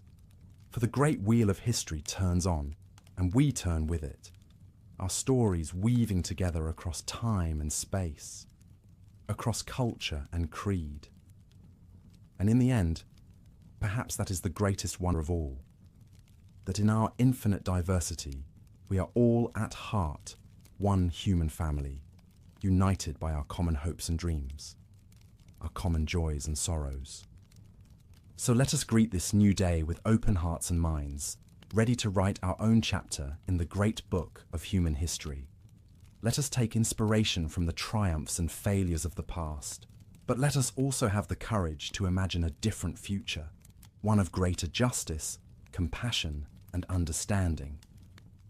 And let us never forget that, whether we live in a time of darkness or light, of peace or strife, we are all part of something greater than ourselves, a grand and mysterious tapestry that stretches back to the dawn of time and forward to the horizon of eternity. This is the lesson of the medieval world, and of all worlds, a lesson whispered in the rustle of leaves and the babble of brooks, in the laughter of children and the wisdom of elders. It's a lesson that echoes in the stillness of the cloister and the clamour of the battlefield, in the quiet of a peasant's hut and the grandeur of a king's hall. And it's a lesson that we too can carry with us, a reminder of our shared humanity, our shared destiny, our shared hope for a world where all may wake to the dawning of a brighter day. So rest now, dear listener, and let the wisdom of the ages guide your dreams. For tomorrow is a new day, full of promise and possibility, and who knows what wonders it may bring. Good night, and may the peace of centuries past enfold you. May the hope of centuries yet to come inspire you. And may the love that binds us all, across all times and all places, forever light your way.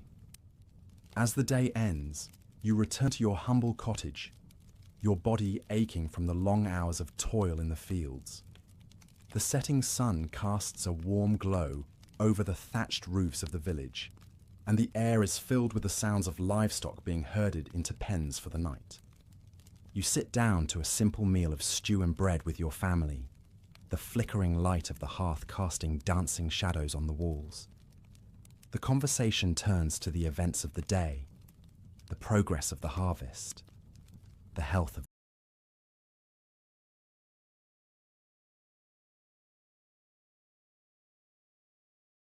the animals, the latest news from the neighbouring villages.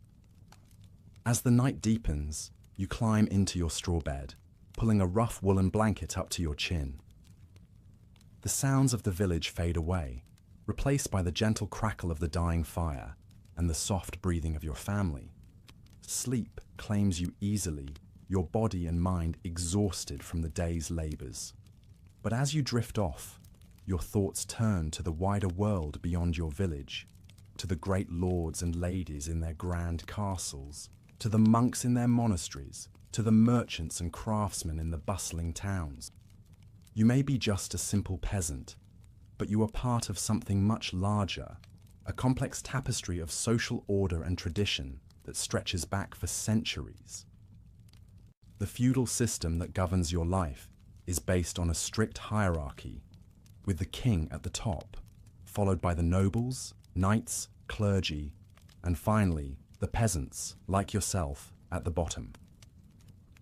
It's a system that offers you protection and stability, but also demands your obedience and labour. The lord in his castle may seem distant and all-powerful, but he too has obligations to provide for the defence and justice of his people, and to honour his own vows of fealty to the king. These social bonds, whether between lord and vassal or master and apprentice, are the glue that holds the medieval world together.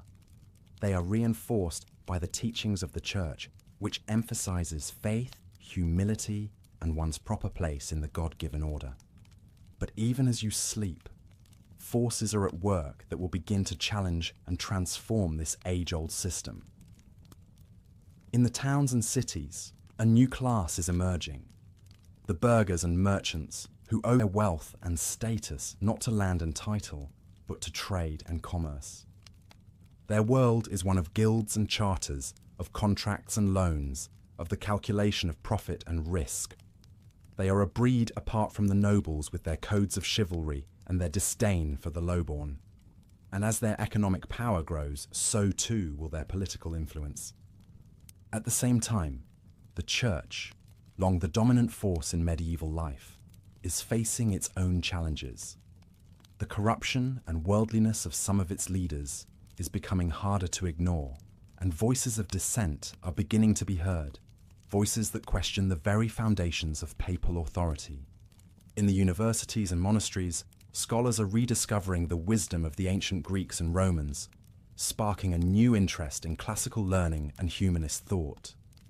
They debate ideas that will come to shape the Renaissance and Reformation, ideas about the nature of man, the role of the individual, and the proper relationship between church and state.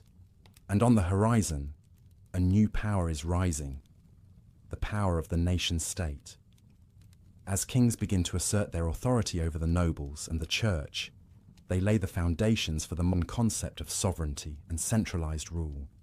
But for now, these changes are still in their infancy, and the medieval worldview still holds sway. As you sleep, you are part of a society that is both deeply traditional and slowly evolving, a society that is about to be tested by plague, war, and religious upheaval.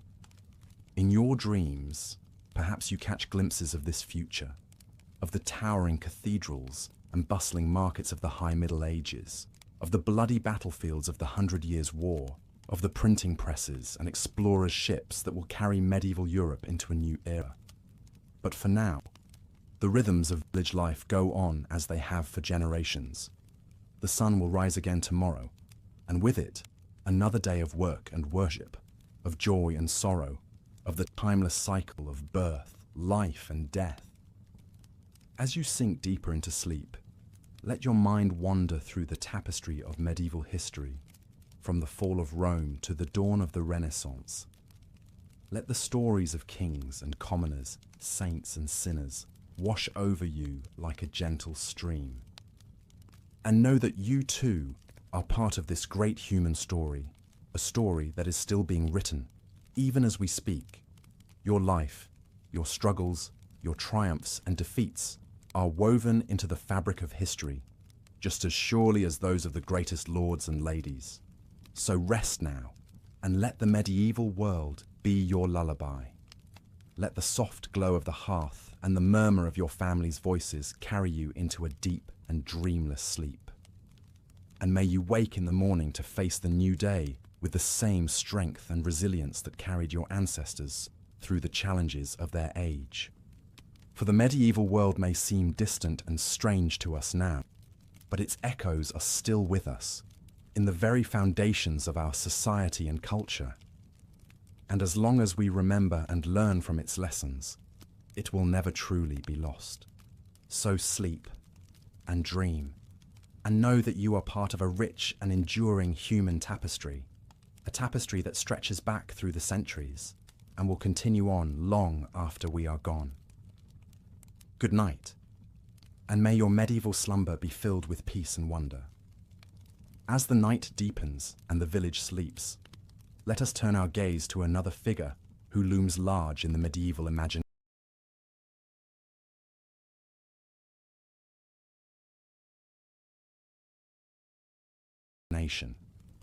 The knight. Born into the nobility, the knight is a warrior, a servant of his lord, and a paragon of chivalric virtue. From a young age, he is trained in the arts of war, in swordsmanship, horsemanship, and the code of honor that sets him apart from the common soldier. He learns to fight with lance and shield, to bear the weight of his armor, to face death and danger with courage and resolve. But the knight is more than just a warrior. He is also a symbol of the feudal order, a living embodiment of the values and ideals of medieval society. He is sworn to defend the weak, to honor his word, to serve his lord with loyalty and devotion. In times of peace, he participates in tournaments and jousts, displaying his prowess and valor for all to see. He courts noble ladies with poetry and song, striving to embody the courtly love ideal of the chaste and faithful servant. And in times of war, he is the backbone of his lord's army, the heavy cavalry that can break the enemy's lines and turn the tide of battle. He rides into combat with his banner fluttering overhead, his armor gleaming in the sun, his heart filled with the fierce joy of battle. But the life of a knight is not all glory and romance. It is also one of constant training and discipline, of long hours in the saddle and on the march, of the ever-present risk of injury and death.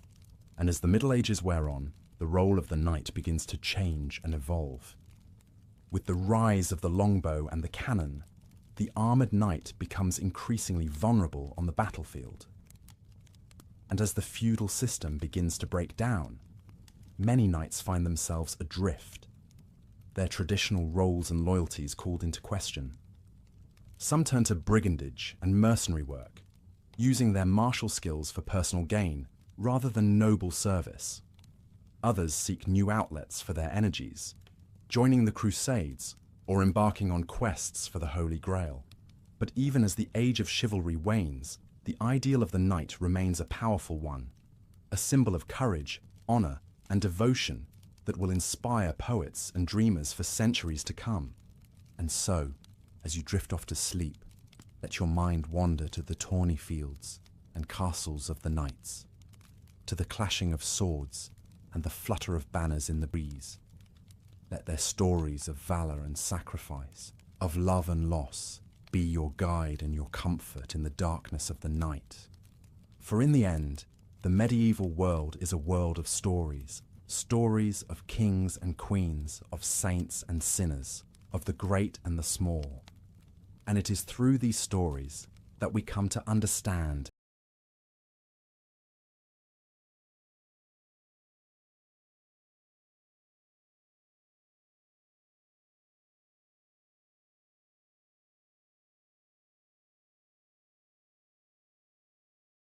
and appreciate the richness and complexity of this long ago era.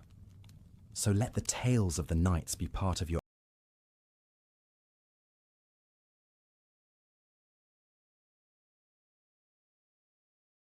own story, part of the great tapestry of human history that unites us all. And as you sleep, know that you are part of something much larger than yourself, a world of wonder and mystery, of faith and fear, of the eternal struggle between light and darkness. Good night, and may your dreams be filled with the colours and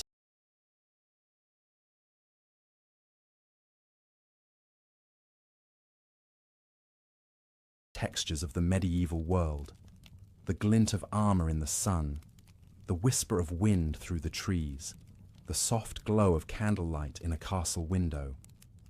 For it is in our dreams that the past comes alive again, and we are all part of its enduring legacy. As you slip deeper into your medieval slumber, let us turn our attention to another figure who casts a long shadow over this age, the monk, clad in simple robes and bound by vows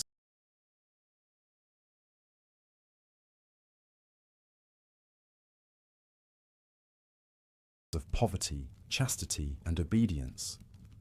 The monk is a seeker of God and a guardian of knowledge, in a time when learning is a rare and precious thing. In the early days of the Middle Ages, as the Western Roman Empire crumbled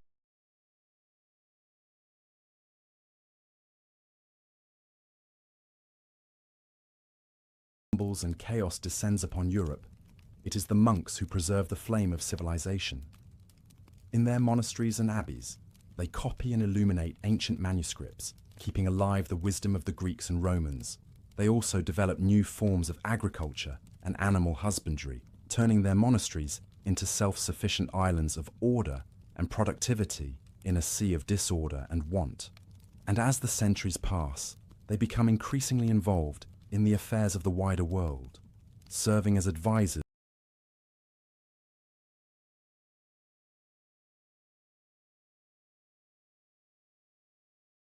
to kings and popes, and even leading armies in battle. But at the heart of the monastic life is the search for God, a search that takes many forms and follows many paths. Some monks, like the Benedictines, seek God through work and prayer, dividing their days between manual labour and the divine office. Others, like the Carthusians, seek him through solitude and silence, withdrawing from the world into a life of contemplation and asceticism.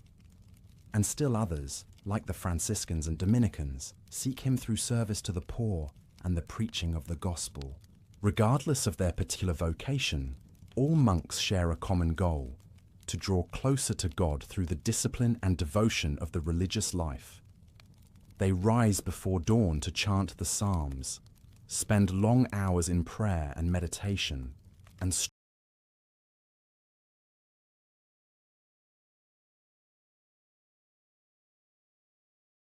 strive to subdue their earthly desires through fasting and self-denial. And in doing so, they offer a powerful witness to a world that is all too often consumed by violence, greed, and the pursuit of power. They remind us that there is more to life than the fleeting pleasures of the flesh, and that true happiness and fulfillment can only be found in the love and service of God. As you drift off to sleep, let your mind wander to the cloisters and scriptoriums of the monks, to the sound of chanting voices and the scratch of quill on parchment. Let their example of devotion and discipline be a comfort and an inspiration to you, a reminder that even in the darkest of times, there is always a light that guides us home. And know that you too are called to seek that light, to follow the path of truth and goodness wherever it may lead. For the medieval world may be a world of great darkness and great beauty, but it is also a world that points beyond itself, to the eternal truths that lie at the heart of all human striving. So rest now, and let the peace of the monastery enfold you like a cloak. Let the prayers of the monks be your lullaby, and the love of God be your guiding star. And may you wake in the morning with a heart renewed and a spirit refreshed, ready to face the challenges and the joys of another day. For in the end, the medieval world is not so different from our own. A world of light and shadow, of hope and fear, of the endless quest for meaning and purpose in the face of an uncertain future. And it is only by embracing that quest, by seeking the truth with all our hearts and all our minds, that we can hope to find our way home. Good night, and may your dreams be filled with the beauty and the mystery of the medieval world, the soaring spires of the cathedrals, the gentle glow of the scriptorium, the quiet footsteps of the monks in the cloister. For it is in the stillness of the night that we come closest to the heart of God, and it is in His love that we find our true rest and our true home. As the night wears on and the candles burn low, let us turn our thoughts to one last figure who looms large in the medieval imagination, the merchant.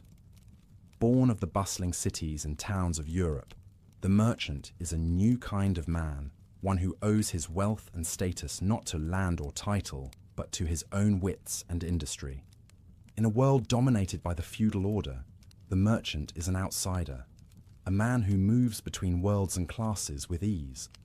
He travels the trade routes of Europe and beyond, bringing back exotic goods and ideas from distant lands.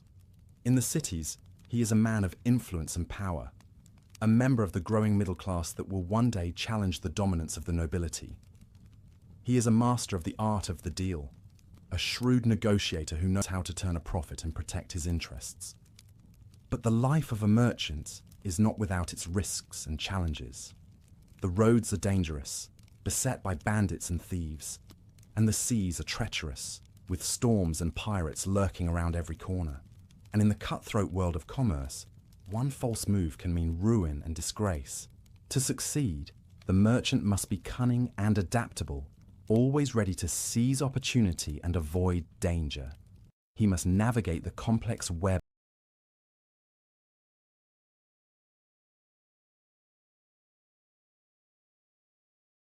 of guilds and monopolies that control trade in the cities and forge alliances with the powerful and the influential. And yet, for all his worldly success, the merchant is often viewed with suspicion and disdain by the traditional elite.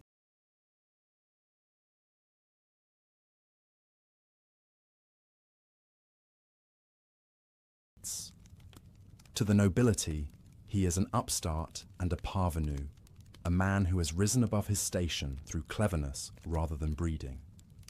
And to the church, he is a potential threat, a man whose love of money and worldly goods could lead him astray from the path of righteousness. The merchant must walk a fine line, balancing his pursuit of profit with his obligations to God and society. But despite these challenges, the merchant class will play an increasingly important role in the centuries to come. As trade expands and cities grow, they will become the engine of a new kind of economy, one based on commerce and industry rather than land and agriculture. And as they do so, they will help to shape a new world, one in which the old certainties of the feudal order are gradually replaced by the dynamic and unpredictable forces of the market. The merchant may not wield a sword or a scepter, but in his own way, he is a key figure in the great drama of the Middle Ages. So, as you drift off to sleep, let your mind wander to the bustling markets and counting houses of the medieval cities, to the sound of haggling voices and clinking coins. Let the stories of the merchants be your guide and your inspiration, a reminder that even in the darkest of times, there is always room for hope and opportunity. And know that you too are part of this great tapestry of human endeavour, a tapestry that stretches back through the centuries and will continue on long after we are gone. For the medieval world may be a world of great challenges and great rewards, but it is also a world that reminds us of the enduring power of the human spirit. So rest now and let the dreams of the merchants be your lullaby. Let their tales of adventure and adversity, of risk and reward, carry you into a deep and peaceful slumber. And may you wake in the morning with a heart full of courage and determination, ready to face the challenges and opportunities of your own life's journey. For in the end, the medieval world is a mirror of our own, a world of darkness and light, of fear and hope, of the endless struggle to find meaning and purpose in the face of an uncertain future. And it is only by embracing that struggle, by daring to dream and to strive, that we can hope to leave our own mark upon the great tapestry of history. Good night, and may your dreams be filled with the sights and sounds of the medieval world, the bustle of the market square, the gleam of gold and silver, the whispered prayers of the merchant before a long journey. For it is in our dreams that we are most truly free, and it is in freedom that we find the courage to face the challenges of the waking world. As the first light of dawn begins to peek through the shutters, you stir from your slumber, your mind still filled with the sights and sounds of the medieval world. The cockerel crows outside, heralding the start of a new day. You can hear the village beginning to come to life around you. You lie still for a moment, savoring the warmth and comfort of your bed, the quiet peace of the early morning. And as you do so, you reflect on the journey you have taken through the pages of history, from the humble peasant to the lofty king, from the pious monk to the worldly merchant. Each of these figures has shown you a different face of the medieval world, a different way of living and thinking and being, and each has left you with a deeper appreciation for the richness and complexity of this long-ago era, for the joys and sorrows, the triumphs and tragedies that marked the lives of our ancestors. But as you rise to face the day ahead, you realize that the true gift of. As the gentle veil of sleep descends upon you, let us delve further into the rich tapestry of medieval history, focusing now on some of the most influential and fascinating figures of the time. One such figure was Eleanor of Aquitaine, a woman who defied the conventions of her era and left an indelible mark on the course of European history. Born in 1122 into the wealthy and powerful House of Poitiers, Eleanor was the granddaughter of the famous troubadour William IX and grew up immersed in the vibrant arts and culture of southern France. At the age of just 15, she inherited the vast Duchy of Aquitaine, making her the most eligible bride in Europe. Soon after, she wed Louis VII, the young King of France, in a magnificent ceremony. As queen, Eleanor brought a touch of southern refinement to the northern court, introducing the music, poetry, and courtly love traditions of her homeland. But Eleanor was no mere consort. She was a formidable presence, known for her sharp wit, political acumen, and fierce independence.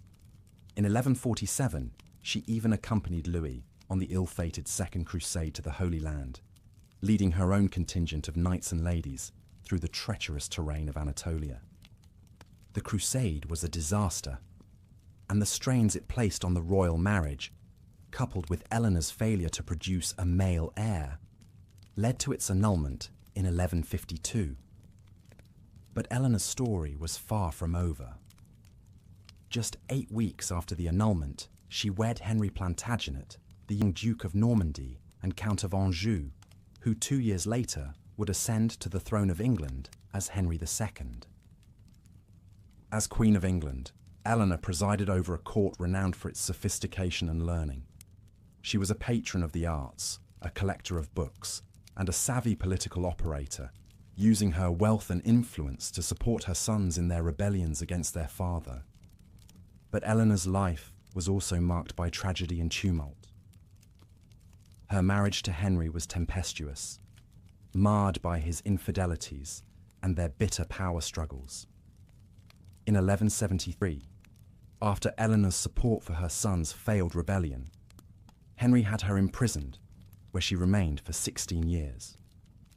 Yet even in captivity, Eleanor remained a force to be reckoned with. She continued to wield influence through her children, particularly her favourite son, Richard the Lionheart, who became king in 1889. Upon Henry's death, Richard finally released his mother, who rode out to meet him with a face of joy, despite her 70 years. In her later years, Eleanor served as regent while Richard was on crusade, skillful navigating the treacherous waters of medieval politics. She travelled ceaselessly throughout England and France, shoring up support for her son, and negotiating alliances, including the pivotal treaty with Philip Augustus of France. Eleanor died in 1204 at the ripe old age of 82, an extraordinary lifespan for the time. She had outlived 8 of her 10 children, 2 husbands, and most of her contemporaries. Her legacy was immense. Through her sons, she was the ancestor of both the English and French royal lines for generations to come. But more than that, Eleanor represented a new kind of queenship, one that was not merely ceremonial, but actively engaged in the politics and culture of the realm. She challenged the narrow confines of a woman's role in medieval society, proving that a queen could be a patron, a politician, and a power in her own right. As you drift off to sleep, let the extraordinary life of Eleanor of Aquitaine be a reminder of the remarkable individuals who peopled the medieval world. Men and women who, through their actions and their force of character, shaped the course of history in ways that still resonate today. Their stories are a testament to the enduring power of the human spirit to overcome adversity, to create beauty in the midst of brutality, and to leave a lasting mark on the world. And as you slip into dreams, know that you too are part of this great human story, connected across time to those who came before and those who will come after. Another figure who loomed large in the medieval imagination was the great philosopher and theologian Thomas Aquinas. Born into a noble Italian family in 1225, Thomas was a precocious child who, at the age of just 5, was sent to study at the famous Benedictine Abbey of Monte Cassino. But Thomas's heart was drawn to the new mendicant orders, particularly the Dominicans, who emphasized poverty, preaching, and intellectual rigor. Against his family's wishes, he joined the Dominicans in 1244, a decision that would set the course for his life and work.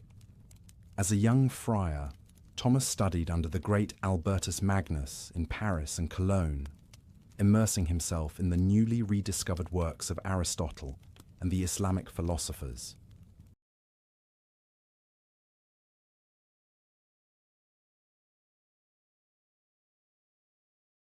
He quickly gained a reputation as a brilliant thinker, known for his clarity of thought and his systematic approach to theology and philosophy. Thomas's great masterwork was the Summa Theologica, a vast compendium of Christian thought that sought to reconcile faith and reason, revelation, and natural philosophy. In the Summa, Thomas grappled with the deepest questions of existence, the nature of God, the purpose of human life, the problem of evil, and the path to salvation. Central to Thomas's thought was the idea that faith and reason were not in conflict, but rather two paths to the same truth. He argued that the truths of revelation, while beyond the grasp of unaided human reason, could never contradict the truths of rational inquiry. For Thomas, the study of nature and the use of reason were not threats to faith, but ways of understanding God's creation and drawing closer to the divine. This idea would have profound implications for the development of Western thought. By insisting on the compatibility of faith and reason, Thomas helped pave the way for the scientific revolution and the Enlightenment. At the same time, his emphasis on the rational basis of faith helped to shape the intellectual culture of the Church for centuries to come. But Thomas was not just an abstract thinker.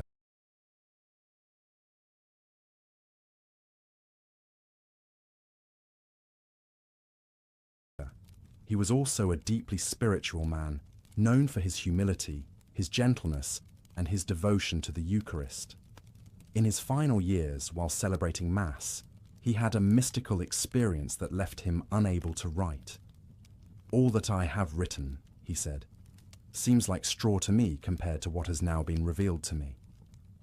Thomas died in 1274, at the age of just 49, leaving behind a legacy that would shape the course of Western philosophy and theology for generations. He was canonized in 1323 and declared a Doctor of the Church in 1567. Today, he is considered one of the greatest thinkers in the history of Christianity, a man whose ideas continue to resonate and inspire. As you drift off to sleep, let the story of Thomas Aquinas be a reminder of the power of the human mind to grapple with the deepest questions of existence, and of the enduring quest to find meaning and truth in a complex and often confusing world.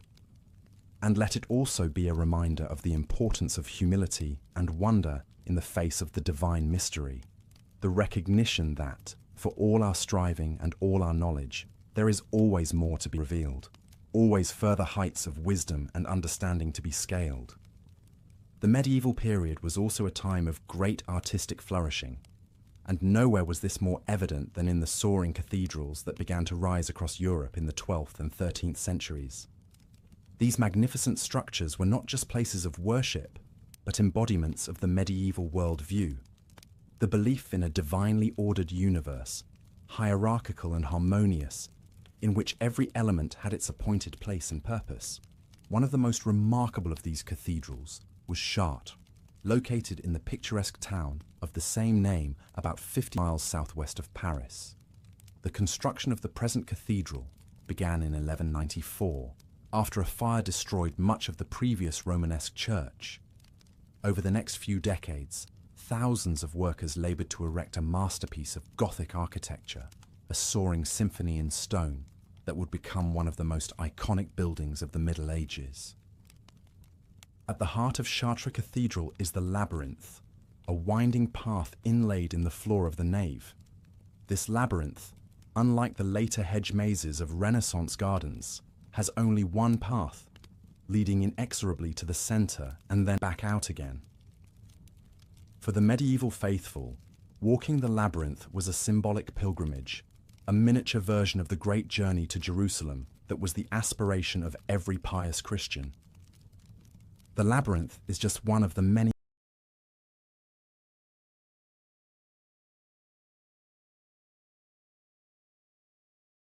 symbolic elements that pervade every aspect of the cathedral's design. The great western facade, with its 3 portals and rows of sculpted saints and biblical figures, is a stone Bible, a visual catechism for the largely illiterate medieval congregation. The soaring vaults and pointed arches draw the eye and the spirit upward toward the heavenly realms, while the play of light through the great stained glass windows creates an atmosphere of mystery and awe. But Chartres is more than just a work of art or a feat of engineering. It is a testament to the deep faith and communal spirit of the medieval world. The cathedral was not built by a single wealthy patron, but by the entire community, with rich and poor alike contributing their labor, their skills, and their resources. The construction site was a place of pilgrimage in itself, with workers coming from all over Europe to lend their efforts to the great endeavor. This sense of shared purpose and divine mission is reflected in the many legends that grew up around the cathedral's construction. One tells of a mysterious figure known as the Master of the Labyrinth, a genius architect who appeared one day and directed the building of the great maze, only to disappear just as suddenly when the work was done. Another tells of a miraculous beam of wood that, when the carpenters found it too short, spontaneously elongated itself to the required length. These legends speak to the way in which Chartres and the other great cathedrals of the medieval world were more than just buildings. They were expressions of a shared faith, a common culture, and a collective aspiration toward the divine. They were, in a sense, the embodiment of the medieval worldview itself, the belief in a universe suffused with meaning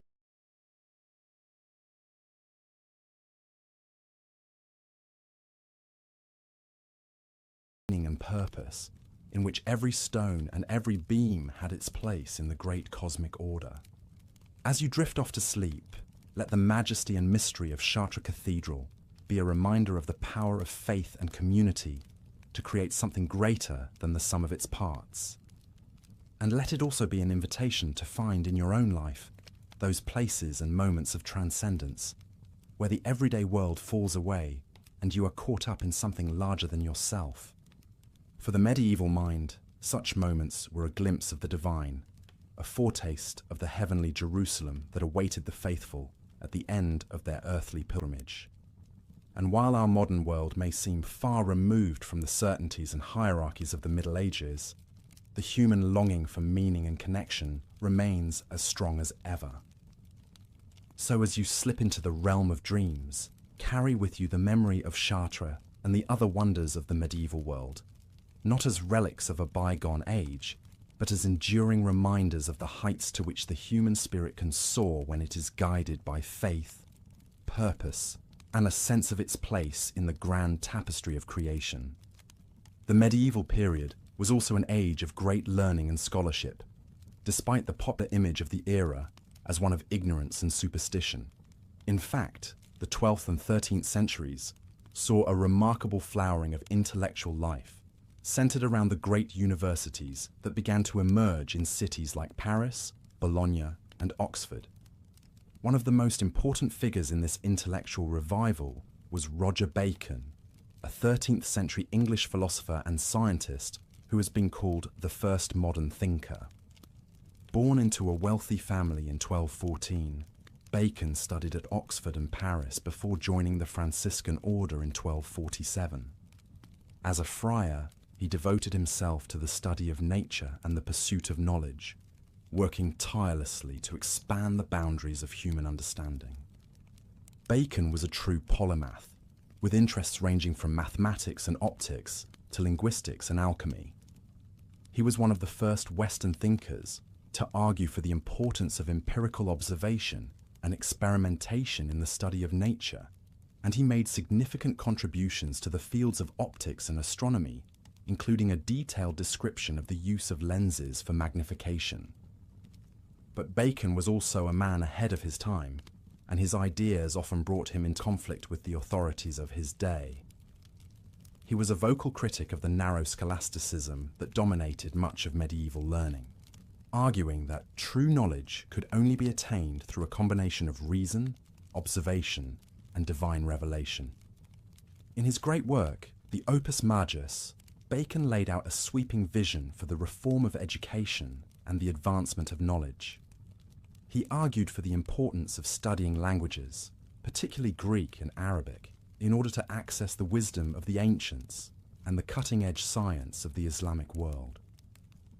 He also emphasized the need for a more practical and empirical approach to learning, one that would equip students with the skills and knowledge needed to navigate the complexities of the world. Bacon's ideas were met with suspicion and even hostility by many of his contemporaries, who saw him as a dangerous radical. He was accused of heresy and sorcery, and spent many years in prison as a result of his unconventional views. But despite the obstacles he faced, Bacon never lost his passion for knowledge or his belief in the power of the human mind to unravel the mysteries of the universe. In many ways, Bacon was a man out of step with his time, a visionary thinker who saw beyond the limitations of medieval science and philosophy, and who dared to imagine a world in which knowledge was a tool for the betterment of humanity, rather than a weapon of dogma and control. His legacy lived on long after his death, inspiring generations of scientists and thinkers who would build on his ideas and carry forward his vision of a more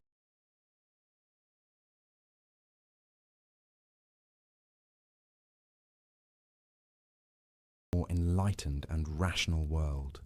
As you drift off to sleep, let the story of Roger Bacon be a reminder of the enduring power of the human intellect to push beyond the boundaries of the known and to imagine new possibilities for the future. And let it also be a call to embrace the spirit of curiosity and wonder that lies at the heart of all true learning. The desire to understand the world in all its complexity and beauty, and to use that understanding to make a positive difference in the lives of others. For while the medieval world may seem distant and foreign to us today, the basic human impulse to explore, to discover, and to create is as strong now as it ever was. And as we navigate the challenges and uncertainties of our own time, we can draw strength and inspiration from the example of thinkers like Roger Bacon, men and women who dared to question the received wisdom of their age, and who worked tirelessly to expand the frontiers of human knowledge and understanding.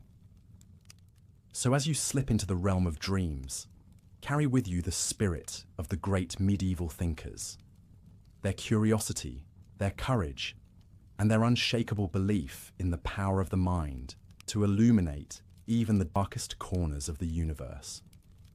And know that, in your own way, you too are part of this great and ongoing quest for truth and meaning.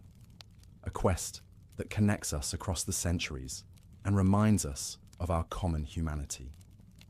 The figure of the knight looms large in our popular image of the Middle Ages, a figure of chivalry and romance, of brave deeds and courtly love. But the reality of knighthood was often far removed from the idealized image of the storybooks. To be a knight in medieval Europe was to occupy a unique and often precarious position, caught between the demands of feudal society and the changing realities of warfare and politics. One of the most famous knights of the medieval period was William Marshal, a man whose life embodied both the ideals and the realities of knighthood.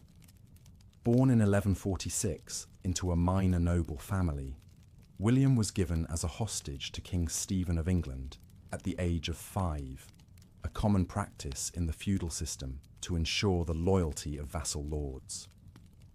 Despite this inauspicious start, William would go on to become one of the most celebrated knights of his age. He distinguished himself in tournaments and on the battlefield, serving under 5 English kings and earning a reputation as a paragon of chivalry and honour. He was a skilled diplomat as well as a warrior and played a key role in negotiating the peace between England and France in the early 13th century.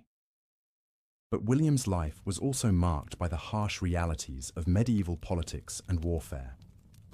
He was captured and held for ransom several times, and fought in numerous battles and campaigns across Europe and the Holy Land. He saw firsthand the brutality and chaos of the Crusades, and the deep divisions within Christendom that they exposed. Despite these challenges, William remained true to his ideals of knighthood throughout his life. He was known for his loyalty, his courage, and his sense of fair play, even in the face of great adversity. He was a patron of the arts and a supporter of the church, and used his influence to promote justice and stability in a turbulent age. In many ways, William Marshal embodies the complex and contradictory nature of knighthood in the Middle Ages. On the one hand, knights were the embodiment of a high medieval ideal, brave, chivalrous, and devoted to the service of God and their feudal lords. They were the backbone of the medieval military system, and played a key role in the expansion and defense of Christendom. But at the same time, knights were also deeply enmeshed in the brutal realities of medieval warfare and politics. They were often caught up in the endless cycle of feudal violence and revenge, and their loyalty to their lords could lead them into conflict with the broader interests of society. The ideals of chivalry, while noble in theory, were often honoured more in the breach than in the observance. As you drift off to sleep, as the echoes of the medieval world fade into the realm of dreams, let us linger a moment longer on the rich tapestry of life in those times. The clatter of hooves on cobblestones, the clang of the blacksmith's hammer, the tolling of church bells, these were the sounds that mark the rhythm of daily existence. For the vast majority, life was a struggle against the elements, against hunger and disease. The peasant in the field, the weaver at the loom, the mason chipping away at a block of stone. Their lives were defined by toil, their horizons often limited to the village or town of their birth. But even in the midst of hardship, there was community. The bonds of family, of shared labour and shared faith wove people together. In the evenings, around the hearth fire, stories were told of brave knights and holy saints, of mischievous spirits and miraculous events. These tales, passed down through generations, provided comfort and wisdom, a way of making sense of the world. And what a world it was! A place of extremes, of soaring beauty and grim brutality. The same society that produced the delicate tracery of a Gothic cathedral also bore witness to the horrors of the torture chamber. The chivalric ideals of honor and courtesy coexisted with the harsh realities of feudal oppression. It was a world of hierarchy, where every person knew their place in the great chain of being. The king sat at the top, ruling by divine right, followed by the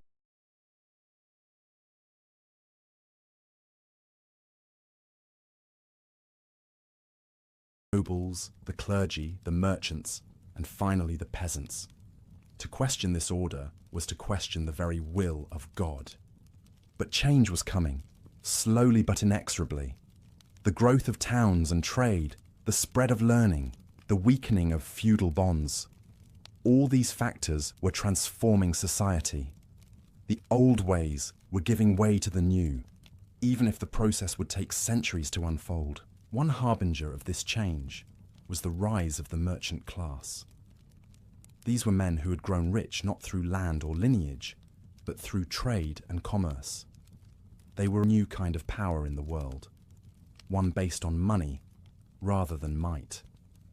In the great trading cities of Italy and the Low Countries, these merchants built palatial homes, patronized artists and scholars, and began to challenge the dominance of the old aristocracy. They were the vanguard of a new era, one in which wealth and enterprise would increasingly shape the course of events. But for now, in the sleepy villages and craggy castles of the medieval landscape, life went on much as it had for generations.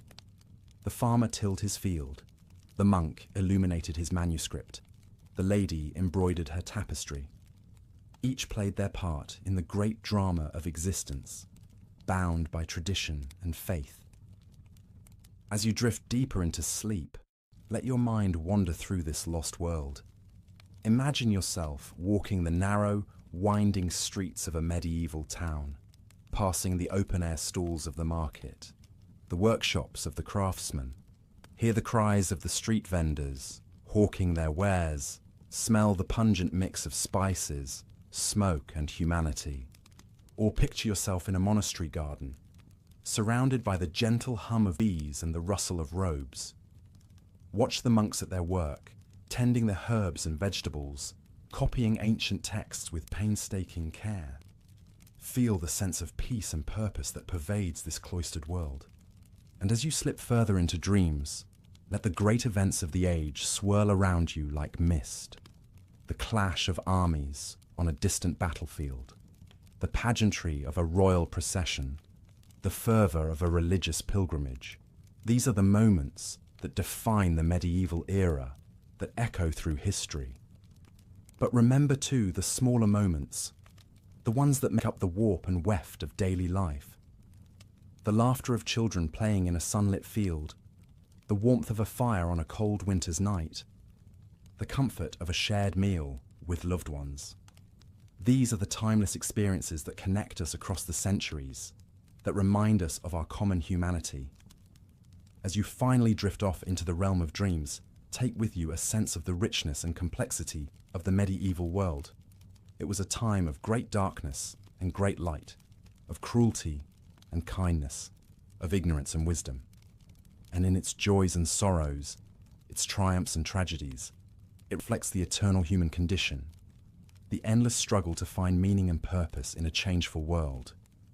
So sleep now and let the distant strains of a lute, the soft chant of a prayer, the whisper of wind through a castle embrasure carry you into the depths of slumber. And as you dream, remember that you are part of a story that stretches back through the ages, a story of which the medieval era is but one chapter in an endlessly unfolding tale. The medieval world may be gone, but it is not forgotten. Its legacy lives on in the stones of our cities, the pages of our books, the very fabric of our thought. And as long as we remember and recount its stories, as long as we strive to learn from its wisdom and avoid its follies, it will continue to shape us, to guide us, to inspire us. So let us bid farewell to the Middle Ages, but let us not forget them. Let us carry their lessons with us as we navigate the uncertainties of our own time, as we seek to build a world that is more just, more compassionate, more enlightened. For in the end, that is the greatest gift that history can give us, the chance to learn from the past, to dream of a better future, and to make that dream a reality. Good night, dear listener, and may your dreams be filled with the wonders and the wisdom of the ages. You blink awake as the first rays of dawn filter through the narrow window slit, illuminating motes of dust dancing in the air. The room is small and sparse, with walls of rough-hewn stone and a floor of beaten earth. A simple wooden cross hangs above the narrow bed where you lie, a reminder of the omnipresence of the church in this medieval world. You rise and stretch, feeling the coarse fabric of your monk's habit against your skin. The life of a monk is one of simplicity, devotion, and routine. You begin each day with prayer, kneeling on the cold stone floor of the monastery chapel as the first Mass is sung.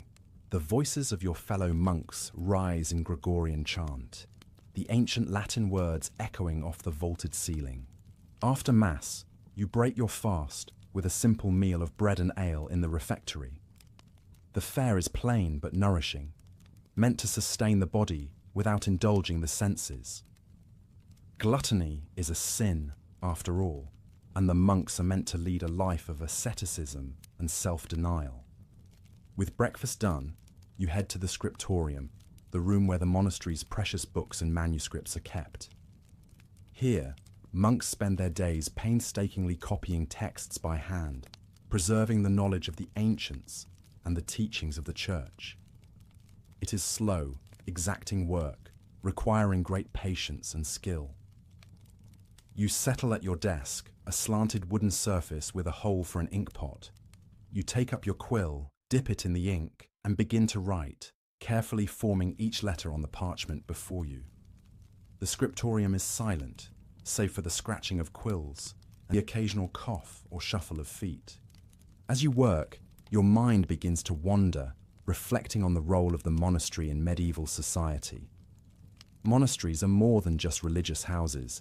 They are centers of learning, charity, and economic power. They provide education for the sons of nobles and a place of refuge for the poor and sick. They also control vast tracts of land granted to them by pious donors, which are worked by peasants in exchange for the monks' prayers and spiritual guidance. But not all is peaceful within the monastery walls. Politics and power struggles are as prevalent here as in any royal court. Ambitious monks vie for positions of authority, currying favor with wealthy patrons and influential bishops. Some even dream of rising to the ultimate position, the papacy itself. As the day wears on, you set aside your quill and stretch your cramped fingers. It is time for the midday meal, a slightly more substantial repast of stewed vegetables, fish, and bread. The monks eat in silence, listening to one of their number read aloud from the Bible or the lives of the saints. After the meal, there is time for contemplation and study. You walk in the monastery gardens, enjoying the sun's warmth and the gentle buzz of bees in the herb beds. You watch a group of novices, young men just beginning their monastic lives, as they are put through their paces by a stern-looking master. They are learning the rule of Saint Benedict, the strict code that governs every aspect of monastic life. As the sun begins to set, you return to the chapel for Vespers, the evening prayer service. The monks' chants are slower now, more contemplative. The flickering candlelight casts dancing shadows on the walls, creating an atmosphere of mystery and solemnity. After Vespers, you retire to your cell for a few hours of sleep before rising again in the dead of night for matins, the first of the canonical hours. This is the pattern of your days, a ceaseless round of prayer, work, and contemplation. It is a hard life, one of self-denial and discipline, but it is also a life of purpose and spiritual fulfillment. In a world rife with violence, disease, and uncertainty, the monastery provides a haven of peace and stability. It is a beacon of light in the often dark times of the Middle Ages. As you drift off to sleep, you reflect on the paradoxes of monastic life. To the outside world, it may seem a life of confinement and restriction. But for those called to it, it is a life of liberation, freeing the soul from the snares of the material world to contemplate the divine. In your dreams, you see the great monasteries of the age, Monte Cassino in Italy, Cluny in France, Lindisfarne in England. You see the monks at their labours, copying manuscripts, tending gardens, offering succour to the poor and weary. And you see the great saints and scholars that the monasteries have produced, Benedict, Bede, Alcuin, Bernard of Clairvaux. The monasteries are the guardians of knowledge and culture in a turbulent age. They are the bridge between the classical world and the Renaissance to come. And for now, in this moment, you are a part of that grand tradition, a small but vital thread in the great tapestry of medieval life. As you sleep, the night passes and a new dawn approaches. The monastery bells will soon ring out, calling the faithful to prayer, and you will rise, ready to begin another day in the service of God and your fellow man.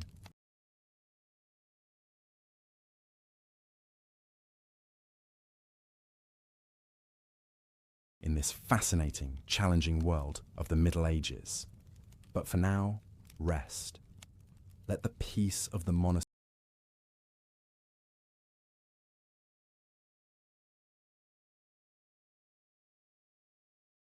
enfold you, and dream of a world where the light of knowledge and faith shines bright against the darkness. In the morning, that world will be yours to shape, one prayer, one deed, one moment at a time. The scene fades, and you sink deeper into sleep, the medieval monastery dissolving into the mists of dreams. The chants of the monks echo in your mind, a soothing lullaby from a distant age. And as you sleep, the wisdom and lessons of that age settle into your soul, enriching and enlightening, even as the modern world seems so far away. For that is the magic of history. It is never truly past, but alive within us, shaping our present and our future in ways we may not always understand. And in the depths of a medieval monastery, in the simple rhythms of prayer and work, in the quiet scratching of a quill on parchment, lie truths that echo across the centuries, waiting to be rediscovered by each new generation. So sleep now, and let the medieval world be your guide and your companion through the realms of night. In the morning, you will awake, perhaps with a new understanding, a new appreciation for the richness and complexity of the human story. And the medieval monastery, with its chants and its bells, its saints and its scholars, will be a part of you, a reminder of the enduring power of faith, knowledge, and the indomitable human spirit. As the night deepens, the script comes to a close, leaving you to your dreams and the endless possibilities of the medieval world. May your sleep be blessed with the peace of the monasteries, and may you awake refreshed, inspired, and ready to embrace the day ahead. But the journey through medieval history is far from over. There are still many more tales to be told, many more characters to meet, many more lessons to be learned. And so, as you drift off into the welcoming embrace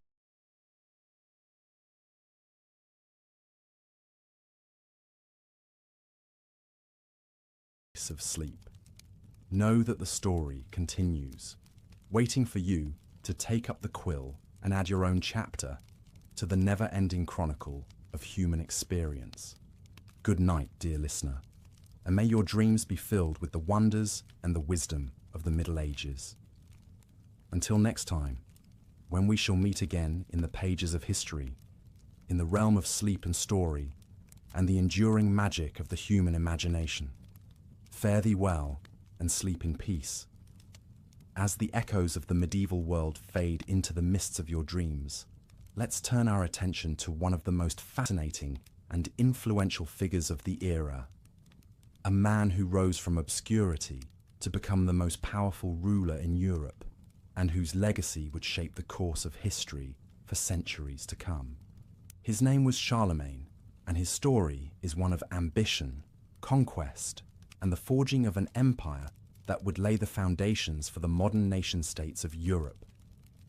Charlemagne was born in the year 742 into a noble family of the Franks, a Germanic people who had settled in the lands of modern-day France and Germany. His father, Pepin the Short, was the first of the Carolingian dynasty to rule as king of the Franks, and he passed on his crown to Charlemagne and his brother Carloman upon his death in 768. But Charlemagne was not content to simply rule alongside his brother. He was a man of towering ambition, with a vision of a united Christian empire stretching across Europe. And so, when Carloman died unexpectedly, just a few years into their joint reign, Charlemagne wasted no time in claiming sole rulership of the Frankish kingdom. With a powerful army at his command, Charlemagne set out to expand his territories and bring the various peoples of Europe under his sway.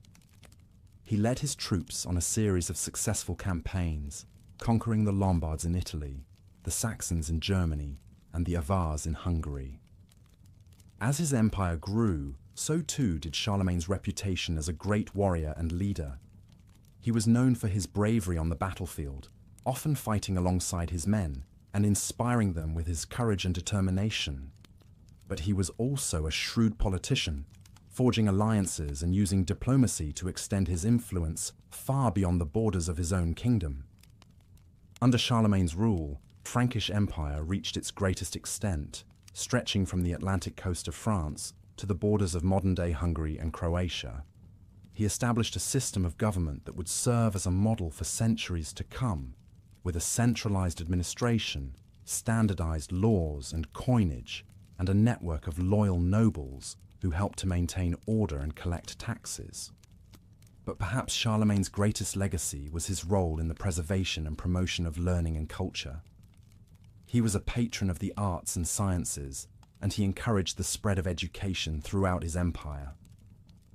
He brought scholars and artists from across Europe to his court at Aachen, where they worked to translate ancient texts, compile encyclopedias, and create beautiful works of art and architecture.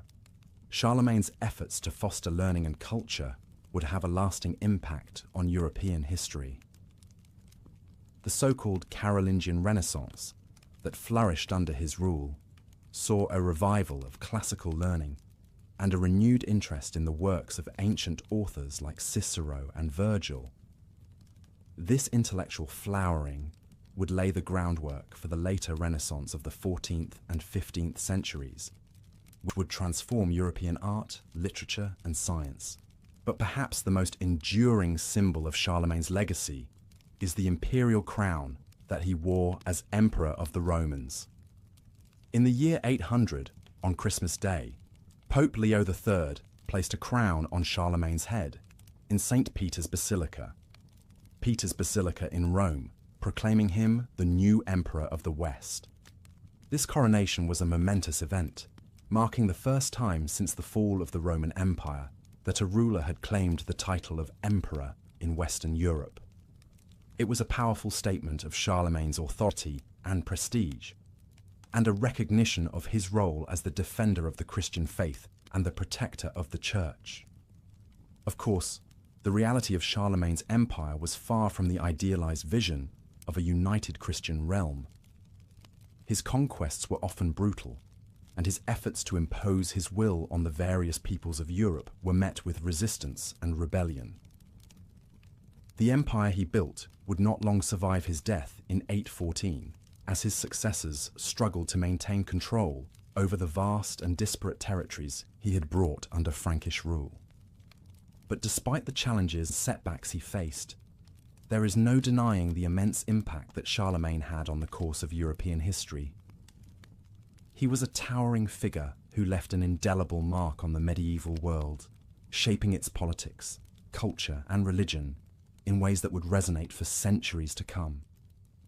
As you drift deeper into sleep, let the story of Charlemagne be a reminder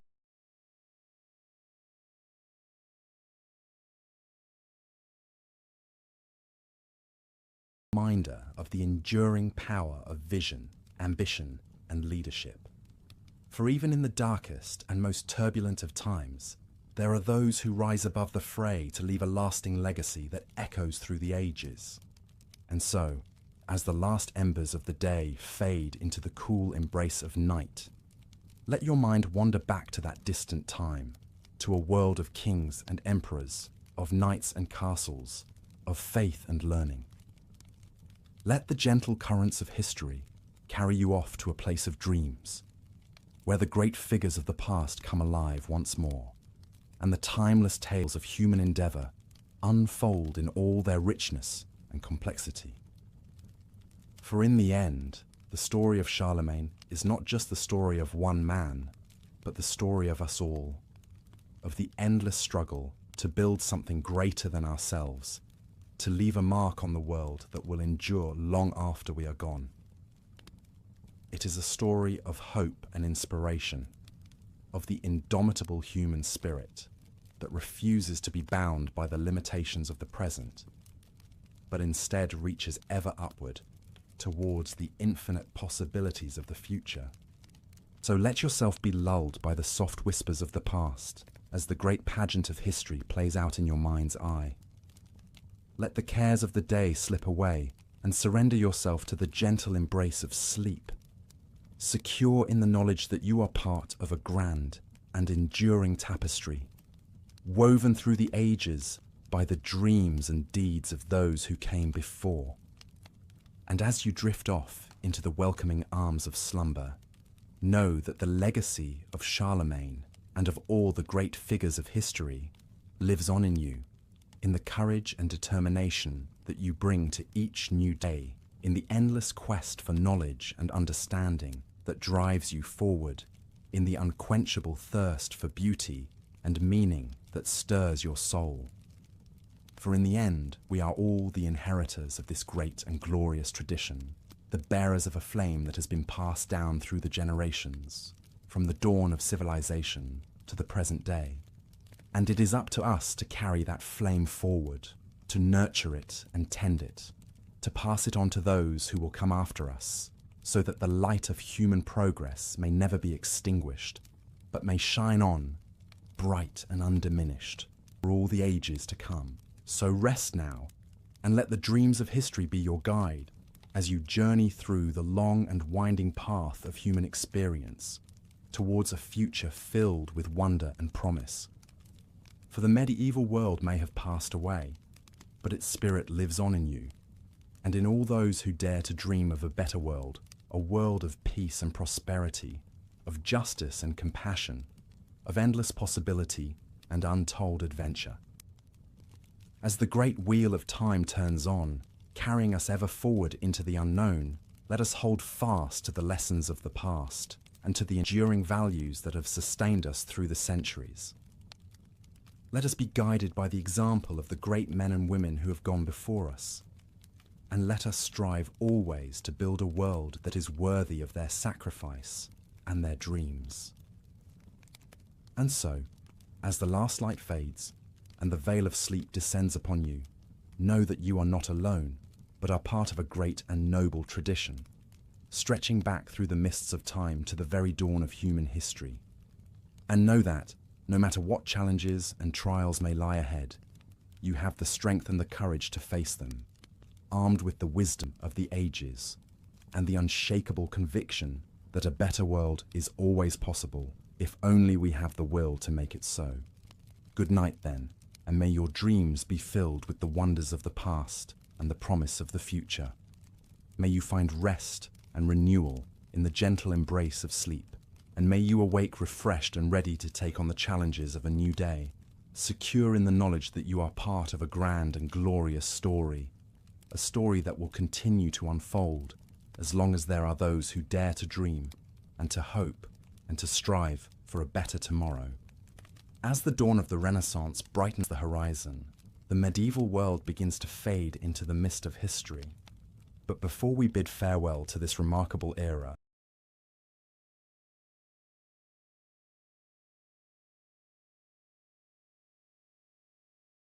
let us linger a moment longer, like a traveller savouring the last few steps of a long and wondrous journey. In the dying light of the Middle Ages, we see a world that is both familiar and strange, a mirror that reflects our own hopes, fears and dreams, but in a language that is hauntingly different.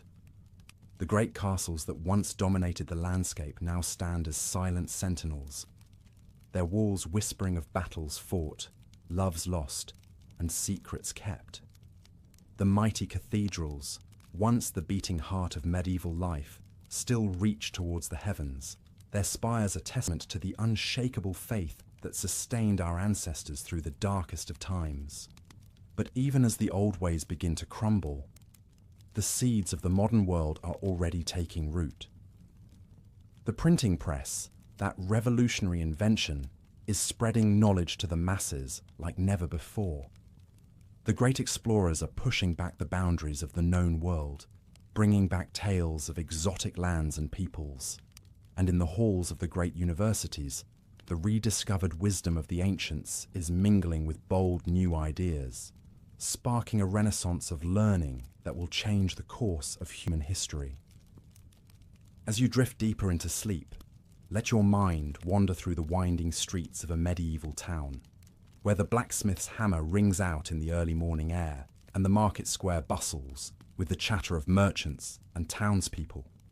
Imagine yourself as a pilgrim, setting out on a journey to some distant holy shrine, your footsteps echoing on the cobblestones as you pass by the great gates of the city into the wide world beyond. And as you travel, let the faces of the people you meet along the way flash before your mind's eye. The humble peasant, toiling in the fields from sunrise to sunset. The noble knight, resplendent in his armour, riding off to battle with a prayer on